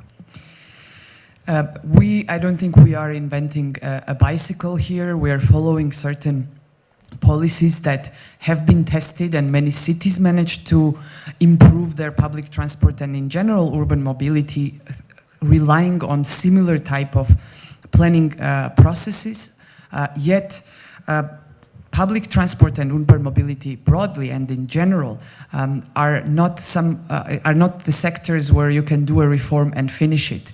Anyone that would think that one reform can be done and it can end there totally misses the point that this is a very changing sector and it always and continuously needs interventions and further policies. აქედან გამომდინარე რეფორმას რა თქმა უნდა ჭირდება პირველ ეტაპს, ასე ვთქვათ, რაღაც ლოგიკური დასასრული და მე ვფიქრობ, რომ 2023 წლის ბოლოს, როდესაც ეს 12 ძირითადი კვანძი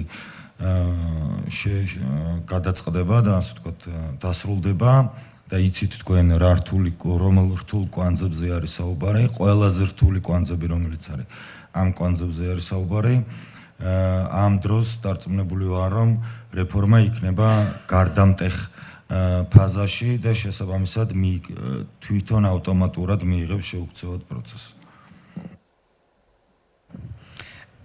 And yet, any reform, and this particular reform also will have some timeline, and I believe that once in 2023 we solve the mentioned problematic junctures, the 12 problematic junctures that I mentioned before, this will be a very decisive point for this particular reform to show its effect, perhaps not fully, but very significantly, to show the change that this reform has achieved.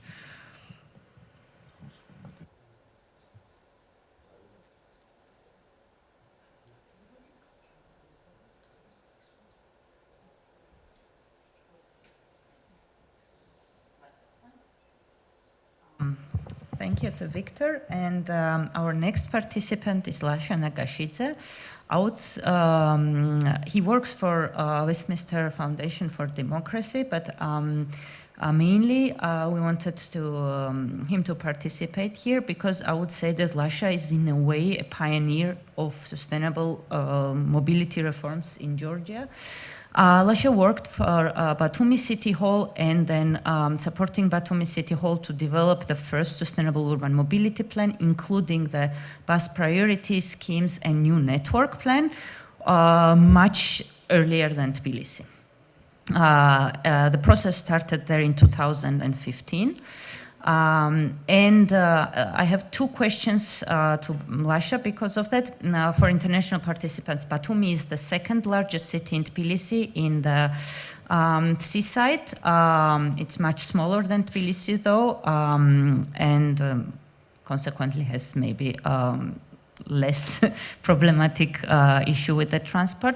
But anyway, again, the same traffic congestion, parking on the sidewalks, and the same story. So the two questions I have to Lasha are that, first of all, how would he compare the process of Batumi, since they started earlier but didn't go as far in the reform as Tbilisi? How he would compare these two processes, and what would be the reasons between different paths in case of these two cities? And Lasha also works a lot in regions now, including the plan for Holajara and different regions of Georgia. And he also tried to work with national government to create some kind of national body for planning for regulatory body on the national level for transport. So the second part of the question is, how did the changes in city, in Tbilisi reform and these changes that Tbilisi brought impact maybe the understanding of needs of and approach to these problems in regions and on national level? Did it maybe help to promote this issue, or maybe scare back some of the public bodies? So yeah, thank you, Lasha. Thank you, Elena. Good evening already to all, and really many thanks to Elena and Leila for giving me this opportunity to share my observation upon the questions which Elena posed. I don't have any academic background in transport, so my observation will be purely based on my practical experience in working, as Elena mentioned, as a civil servant for some time at Batumi City Hall, and then as a project manager and as a consultant for different projects in Batumi and other cities and regions in Georgia.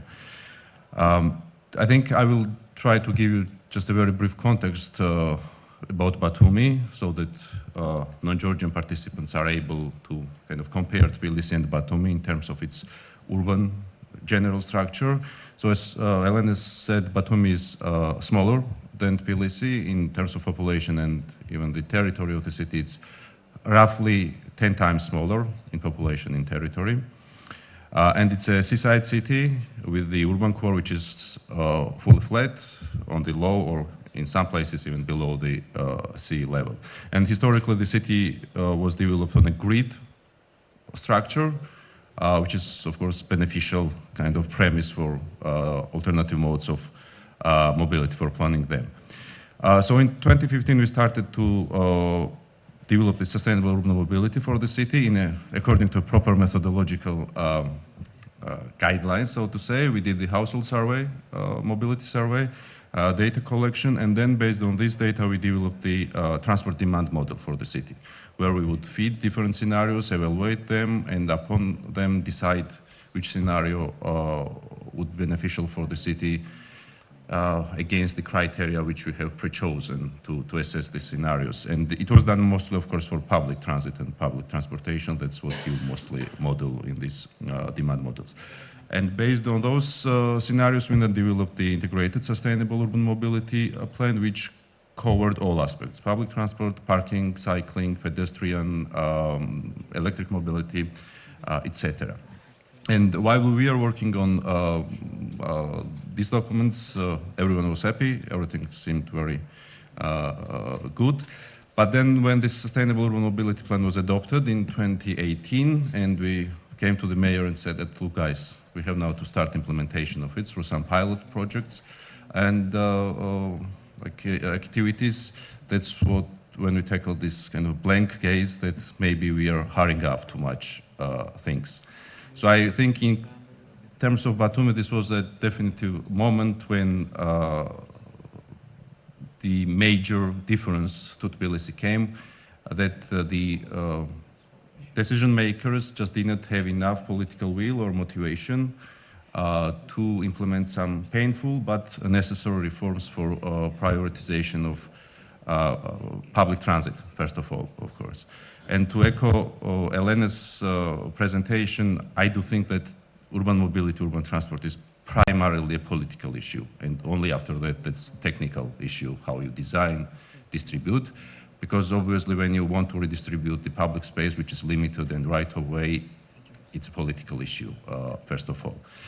So in case of Batumi, to go now the causes, which I think Batumi went to a different path and will go in different path, is that lack of political motivation and will from local decision makers to be champions of reforms.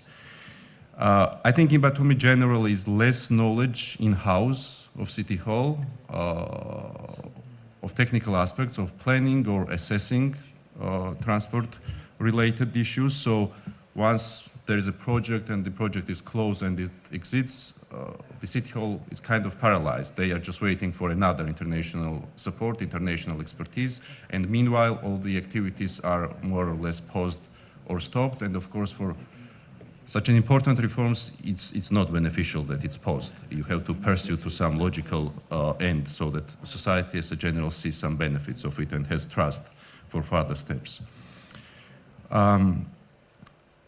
Surprisingly enough, Batumi is an administrative center of Ajara region, which has other 5 municipalities.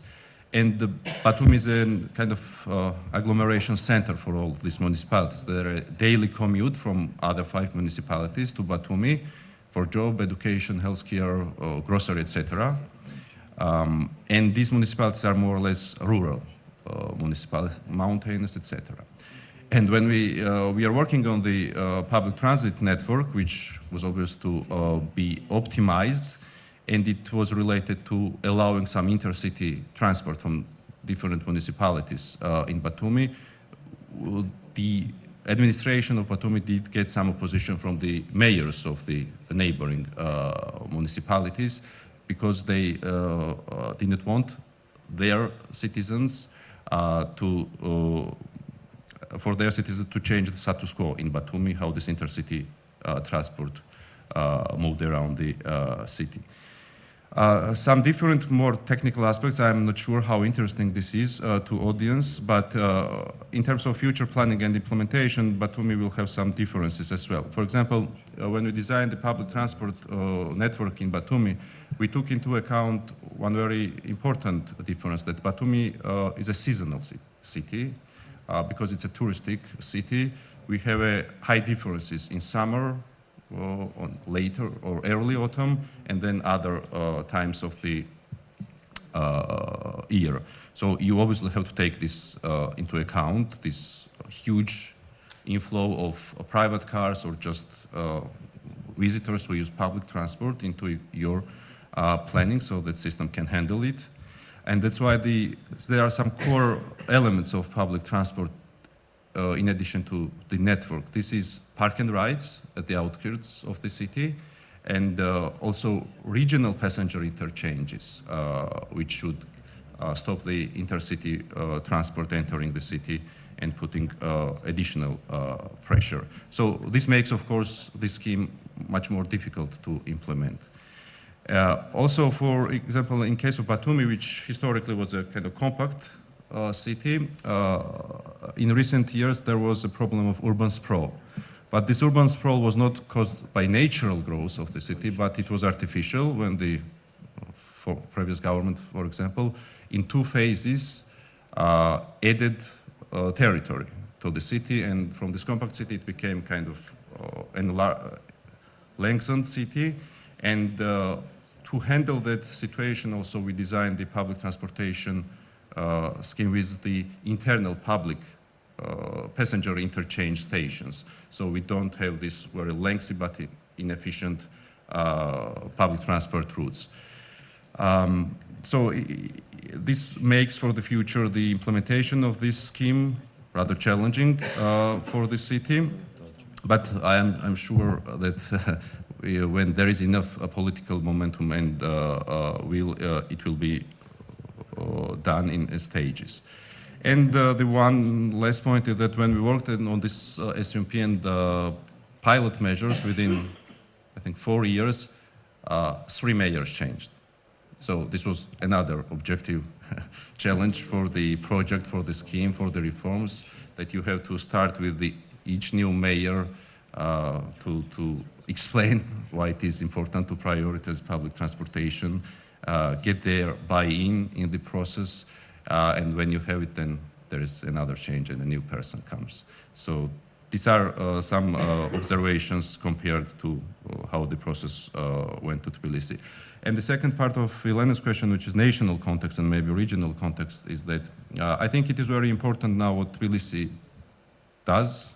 I think, of course, there are some critics, different perspectives, but generally the reforms which we see in Tbilisi is a very good precedent for other municipalities, because when personally I speak with different mayors or decision makers in other cities, they always ask, will it be transport, waste management, whatever you take from urban management issues, but how handles it Tbilisi? What is Tbilisi planning about it? So there is always kind of looking at Tbilisi, and they have somehow self-censored themselves to take decisions in their proper cities. So I think the example of Tbilisi will somehow give them more trust and courage to implement the same reforms in their cities. And on a national level, there was a question today. Elena mentioned that national government might be supportive of these projects, and she referenced the issue when national governments, is necessary for getting international financing, loans, grants, etc. But except of that, I cannot remember any supportive, proactive actions from the national ministries to support municipalities in implementing sustainable urban measures. I remember several years ago when we had discussion with some line ministries, they just said that we are not interested in urban transport and that it's solely exclusive kind of function of the municipality. So we are now working with the Parliament of Georgia to understand stakeholders' opinions, what might be the role of national government or line ministries in terms of institutional, legal, or regulatory aspects, so that we somehow create a favorable regulatory and institutional landscape for sustainable urban transport on a national level. That's all from my side, Elena. Thank you.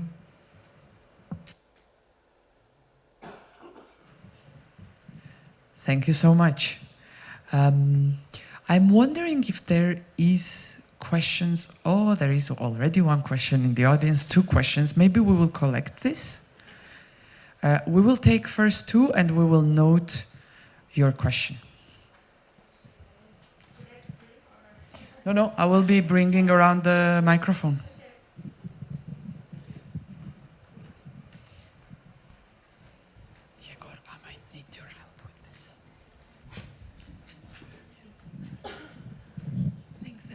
Hello everyone, my name is Sonja Schiffers from the Heinrich Böll Foundation, but here just because I saw this on Twitter and I thought it's really interesting and fascinating. So thanks a lot for this very interesting afternoon. I have 3 questions actually. The first question relates to the role of local politicians in the public transport reform and mobility in general, because when I think about Berlin, the city where I lived for the last 10 years, this is a topic that is fiercely fought over by local politicians. Elections are won or lost with it. We just had a very controversial election where this played a huge role. And also, as a local politician in your constituency, this is actually a topic you can win something with, I think, because people really care about it. So how do you see their role, and are they engaged, or because we have mostly talked about the city hall and not actually the Sacre Bulo, so what is their role? Second question, you've talked a lot about international financial institutions, and then there are also, like for example, my colleagues from GIZ, so developmental organizations that are very active in mobility reform. Are you also in touch with them? Were they, for example, invited? I would be interested because I think they would also have something to say. And third question, maybe a bit off compared to the last ones, but I'm sometimes wondering whether e-bikes could be an option for Tbilisi, because we already see that there are much more bicycles in Tbilisi than couple of years ago, but of course still very few, and the city is very hilly, it's very hot in summer, so maybe e-bikes could be an option, but maybe not. So just interested in your opinion. Thanks. Thanks so much, Sonia. While I'm delivering the microphone, I can use the time and say that we actually tried, and GIZ representatives would be happy to come if they were in the city, but they sadly were not. Next time. Okay, yes, thanks a lot. The first question is rather directed to Victor, since you were talking about the abandonment of the tramway plan in favor of the BRT. The question is whether the BRT corridors have been future-proofed with regard to, say, tram upgrades, if you talk about utilities relocation. And then a question to the whole audience, taking this on a more abstract level. How do individual plans and concepts travel or are integrated consecutively into one another? So did this Sistra study had an afterlife in other studies, or is one concept then taken over? So how is the, say, life cycle of all those dozens of studies that you've been also showing previously?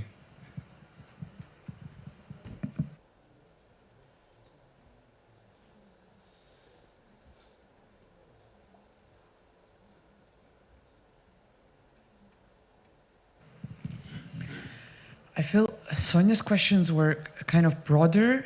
I fear some of it might be taken by Victor. Elena is just translating the content of the questions. But if anyone else would want to express an opinion, you're very welcome.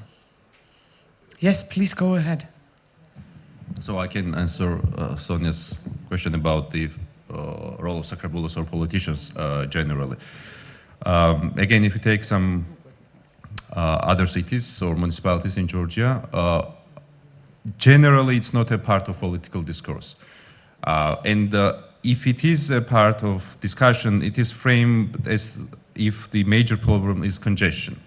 And I think it's a mistaken framing of the question, because of course congestion is a problem, but it's a symptom of unhealthy system. So they don't go into a deeper kind of political economic analysis of the issue for which we have these problems. And on national level as well, you would not see politicians much speaking about transport if something does not happen. For example, the Chavchavadze street case, right? When they just used it as a politically to get some points, I assume. There was some discussion, I remember, with political parties a couple of years ago when we tried to push environmental and climate topics on their agendas prior to the last local elections. And some of the politicians in their conversation would say that, yes, they understand that it's need for painful reforms in the public transport and walking, etc. But I think that was not much time was passed through after the Chavchavadze case. But they also just said that if we say this clearly, we might lose an electorate base. Some people, especially those who think that car-oriented development is primarily, might not vote for them. So this is some observations regarding politicians. And if I may add, I mean, I think in Tbilisi this has been the major issue, right? To start this reform here. Please, Manana. Why I'm so harsh? Because we already have that precedent. In 2016 election, the major opposition party was actually proposing to backward all these transports reform, you know, which is not that popular idea for environmental groups and the urbanists and everybody, I guess, yeah? So, and the fact that local politicians are not speaking, they are not speaking about this type of the issues at all. So they are not speaking about transport issues, they are not speaking about food security. The issues which is like part of the daily life is disappears in political debates, or they try to avoid, as Lasha very correctly said, because then they, and then they, you know, almost all the political parties, including those who are labeling themselves as the leftists, they are speaking with very rightist agenda. And for them, it's very difficult, you know, like to say that there's something should be for everybody. It's something should be, everybody has the right, you know. So that's the issue. I want also to comment about this issue which Lasha raised, and this is right, really important, because one thing is that right now, through the Tbilisi and Batumi cases, we are trying to construct the urban transport policy from the bottom to up, But then there is nothing, because we have no national transport policy. Only thing we have, according to the national determined contribution, how NDC, sorry, I don't remember how it's called. We know that 70-15%, there would be the increase in transportation in 70-50%. It includes the urban transport. It includes the land intercity transportation. If you look what we are doing with our intercity things, it's all fully, we have the railways, but there is nothing about to increase the railway transport, yeah? So the issue is that we really need the national level transport policy, which will also set both for intercity as well as for the urban city is a plan. What are the standards? This is actually issue which actually we know that Tbilisi municipality has the problem because they are introducing the standards and then people starting to question, including their supervisees, you know, why you are doing that way, because there is no standard, you know. So this is really important how, if we want to address the things in a wall, you know, not just only from the bottom, because it will take more time.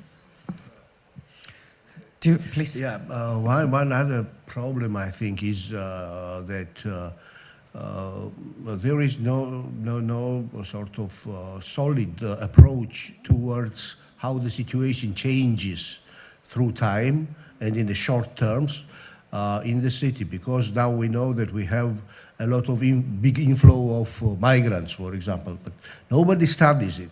We don't have any observatory or any regular studies about such kind of things such as housing or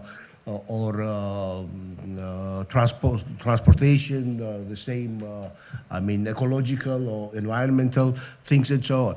It is not enough to hire once in 10 years a company, even if it is super good, and in order to make all the researches in order then to develop a master plan or whatever, or transportation plan and so on. So there is no consistency in studying, in analyzing, and then making really reliable, assessments. And this is why I say, unfortunately, in such case, the whole urban process is framed into the political process, and politicians just decide what will be beneficial for them, first of all, and maybe also good for the population. And this is a big problem, really, because then, on the other hand, there is no feedback and the people don't participate, of course, and so on. The lack of knowledge and also interest is also a problem which now comes from the civil society. Sorry. Victor, do you want to respond, or should we collect one more question? And there were 2 questions specifically. Okay. შევაგროვოთ თქო, იმიტომ რომ დრო ცოტა გვჭირდება და შენთან თუ კიდე წამოვა კითხვა, ერთი კითხვა და ორი კითხვა. We have 2 questions coming up. Is there anyone else that wanted to urgently ask the question? Then we just collect these 2. First, the microphone has to travel up. I can't.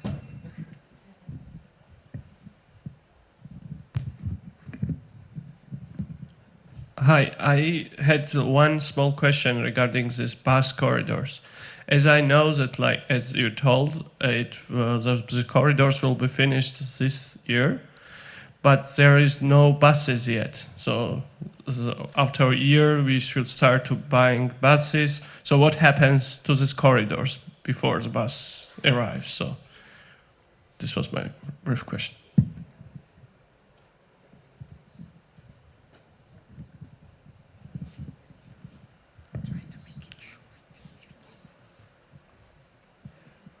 My question will be concerned the difference between Tbilisi and Batumi's public transit systems. There is a huge difference between the quality of these systems. Is it not the case that Batumi's capacity is many times limited as the city has a very meager capacity to develop public transport expressed in differences in the number of qualities, professionals, and the budgeting of public transport projects. Can the city's tourism focus be seen as an advantage, allowing it to fill its budget significantly during the season and spread its consumption evenly over time until the next season, while attracting funds from outside? Thank you.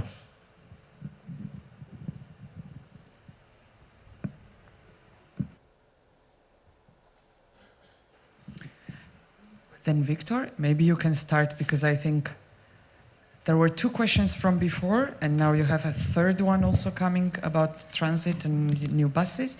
And then maybe Lasha has a final comment in relation to the Batumi question. მადლობა კითხვებისთვის. მოკლედ შევეხები საერთაშორისო ორგანიზაციებთან დაკავშირებით მეც გამომრჩა მეთქვა. რა თქმა უნდა, საერთაშორისო ორგანიზაციების ჩართულობა, საფინანსო ორგანიზაციების ჩართულობა და ზოგადად მათი დახმარება ძალიან მნიშვნელოვანი არის ჩვენი კვალიფიკაციის ამაღლებისთვის. I will briefly also indeed comment about the involvement of international organizations. Indeed, their involvement has been very important for this reform.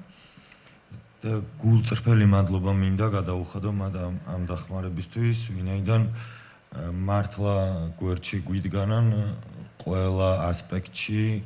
ეს არ არის მხოლოდ ფინანსური მხარდაჭერა, ეს არის ცოდნით მხარდაჭერა, მათ შორის ექსპერტების მხარდაჭერა და ჩვენ პრინციპში არ გვაქვს არც ერთი მათი დახმარებით არ გვაქვს არც ერთი პასუხგაუცემებელი კითხვა. I actually want to very much thank international organizations, because they have been helping not just financially but also very much knowledge-wise, and with their support it has been like we have learned answers to many significant questions. რაც შეეხება ველოს განვითარებას რელიეფურ ქალაქში ელექტროველოს განვითარება და ზოგადად ველოს განვითარებას მე დარწმუნებული ვარ, რომ ალტერნატიული ტრანსპორტის სახით თბილისში ველო აუცილებლად იფუნქციონირებს, თუმცა ის რომ დღეს ეს მიმართულება არ არის განვითარებული, არის მხოლოდ იმის შედეგი, რომ ჩვენ არ გვაქვს ამისთვის ინფრასტრუქტურა. ეს დაახლოებით ისეთი არის, რომ მთის კურორტზე ვისაუბროთ თხილამურებით სრიალზე, ისე რომ არ იყოს მისთვის განკუთვნილი ტრასები იქ გაკეთებული. I am sure that biking, and especially the role of electric bikes, will be increasing in the city as an alternative transport. Yet we have to also face that currently our infrastructures are majorly lacking. It's almost as if we had a skiing resort and no skiing lanes in case of Tbilisi. რაც შეეხება სისტრას შემდეგ ჩავატარეთ თუ არა რაიმე კვლევები, ჩვენ პანდემიის პერიოდში ჩაკეტილი იყო თბილისში გადაადგილება და შესაბამისად მობილობასთან დაკავშირებით ნებისმიერი კვლევის ჩატარება იქნებოდა არარელევანტური, თუმცა 2023 წელს დაგეგმილი გვაქვს შინამეურნეობის კვლევის ჩატარება, რომელზეც შემდეგ აქედან გამომდინარე დანარჩენი კვლევებიც უკვე გაგრძელდება ამ მიმართულებით და იმედი მაქვს, რომ დამატებითი რაღაცა ხელისშემშლელი ესეთი აპოკალიფსური ისინი აღარ გვექნება. Regarding further research activities after the household survey that Sistra conducted, we did plan such surveys, but throughout the pandemic a lot of things got delayed. We have the household survey planned in 2023, and I hope that there will be no further catastrophic events that would stop us from actually implementing this. რაც შეეხება ბოლო კითხვა იყო, რომ ავტობუსები არ გაგვქონდა და ამას რისთვის აკეთებთ? ჩვენ დღეს მდგომარეობით ქალაქში გვაქვს და გვყავს მინიმუმ იმდენი ავტობუსი, რომ არსებულ გზავრთნაკაც მოემსახუროს, არსებულ გზავრთნაკაც, მაგრამ დღეს თუ ეს ვერ ხერხდება, არის ზუსტად იმისი ბრალი, რომ ჩვენ არ აგვაქვს მისთვის გამოყოფილი ზოლები. The question about the bus lanes and why would we be organizing bus lanes when we don't yet have sufficient capacity of the fleet? In fact, we do have, at the minimum, the capacity of the fleet and the amount of buses that would serve existing demand, but it is very hard to meet this demand in the context where the bus lanes, especially the problematic junctures, are not resolved. If I may elaborate or also ask you, Elena, on this, like the way I understand this response is that buses cannot serve at the frequency that they should be serving because they're stuck in traffic in problematic junctures. So if you address the junctures, of course, the fleet needs to be renewed and it has to increase its capacity, but resolving the problematic junctures can allow already existing fleet to serve far better and quicker and with shorter intervals. Is that? Please. მაგრამ ჩვენ გვჭირდება 18 მეტრიანი ავტობუსები, იმიტომ რომ ჩვენი მიზანი არის რომ უნდა შევამციროთ მანქანაზე დამოკიდებულება და შესაბამისად მანქანაზე დამოკიდებულების შემცირებისთვის ადამიანებს უნდა დავახვედროთ უკვე გამზადებული ინფრასტრუქტურა იმისთვის რომ ამათმა შეძლონ გადაჯდომა საზოგადოებრივ ტრანსპორტზე და გადაჯდომის დროს არ ქონდეთ პირველი რეაქცია რომ უი ეს რაც უდი ყოფილა. აქედან გამომდინარე ჩვენ როდესაც მივყვებით ამ პროცესს იგივე ბასლაინების პროცესს ეგრეთ დავარქვევ ამის პარალელურად უნდა უმჯობესდებოდეს აუცილებელი არის საზოგადოებრივი ტრანსპორტის მომსახურების ხარისხი. ამისთვის არის ზუსტად საჭირო 18 მეტრიანი 200 ერთეული ავტობუსი. But we still do need further these 18-meter buses precisely because this reform aims not only to address existing demand on public transport but to attract currently non-public transport users to switch to public transport. And if that is to happen, we have to have good infrastructures and good bus capacity to attract new users of public transport. If that summarizes the point well. და კიდე ერთი საკითხი იყო, რატო გადაწყდა ავტობუსი ტრამვაის ნაცვლად, კიდე დაუბრუნდები ამ საკითხს. მუნიციპალიტეტს გააჩნდა ესეთი ალტერნატივა. გააჩნდა რაღაცა ფინანსური რესურსი და როგორ შეიძლებოდა სწრაფად მიგვეღწია იმ შედეგისთვის, რომ საზოგადოებრივი ტრანსპორტი ყოფილიყო გამართული და ამავდროულად გაეძლო იმ გზავრთნაკადებისთვის, რომელიც ქალაქში იმ მოთხოვნისთვის, რომელიც არსებობდა. ვიქტორ, შეგაწყვეტინებ რა. მე მგონი ჩვენ ეს არგუმენტი უკვე უთხარით ამ აუდიტორიას და კითხვა და მაგიტო ხო და მაგიტო იმას ვიზავ ჩავერევი. იმიტომ რომ კითხვა ამაზე კი არ იყო და მე მგონი ამას არც არავინ არ გვედავება და პრინციპში მეც მზად ვარ რომ ამაზე არგუმენტაცია გავწიო, რატო ჯობია ჩვენი ავტობუსების რეფორმა, ვთქვათ, ერთი ტრამვაის ხაზის გაყვანას, ანუ მართლა შესაძლებელია ამაზე ბევრი არგუმენტი, ხო? მაგრამ კითხვა ესე კი არ დაისვა, კითხვა დაისვა ამ რეფორმაში, რასაც დღეს ვახორციელებთ, არის თუ არა ჩადებული შესაძლებლობა, რომ მომავალში თუ დადგება საჭიროება ტრამვაისი, რომ ეს განხორციელდეს. საზოგადოებრივი ტრანსპორტისთვის გამოყოფილი ზოლები პირდაპირ მანიშნებელია იმისი, რომ როდესაც გაიზრდება მგზავრთნაკადი იმ დონეს, რომ ვერ იქნება ამისთვის ავტობუსი მზად, უკვე იქნება გამზადებული ქალაქის ინფრასტრუქტურა იმისთვის, რომ იმ კონკრეტულ მიმართულებაზე შეეძლოს და გადავიდეს და დააგოს ლიანდაკი. Just to explain to the audience, I intervened in this discussion because Victor was explaining once more why tram project was not discussed further, right? And I think the tram project was, disregarded a while ago, and we explained these reasons, and that there can be more explanations to this. Yet the question was for Vladimir whether existing reform and existing infrastructure changes are future-proof in a sense that they can accommodate tram infrastructures in the future. And from what I understand from Victor's standpoint, the way bus lanes are planned now, they would certainly allow for having in place tram infrastructures if the transit flows would increase in the future. Is there anything you would specify? Yeah, please. One comment on this. Okay. Just a small comment on Vladimir's question, just very small comment. This is more or less the case, as Victor said, on the roads which were fully rehabilitated. But where there is, and most of the part is just painting, like on the side, and it didn't undergo a full rehabilitation, then of course the upgrade to tram would require big redesign again.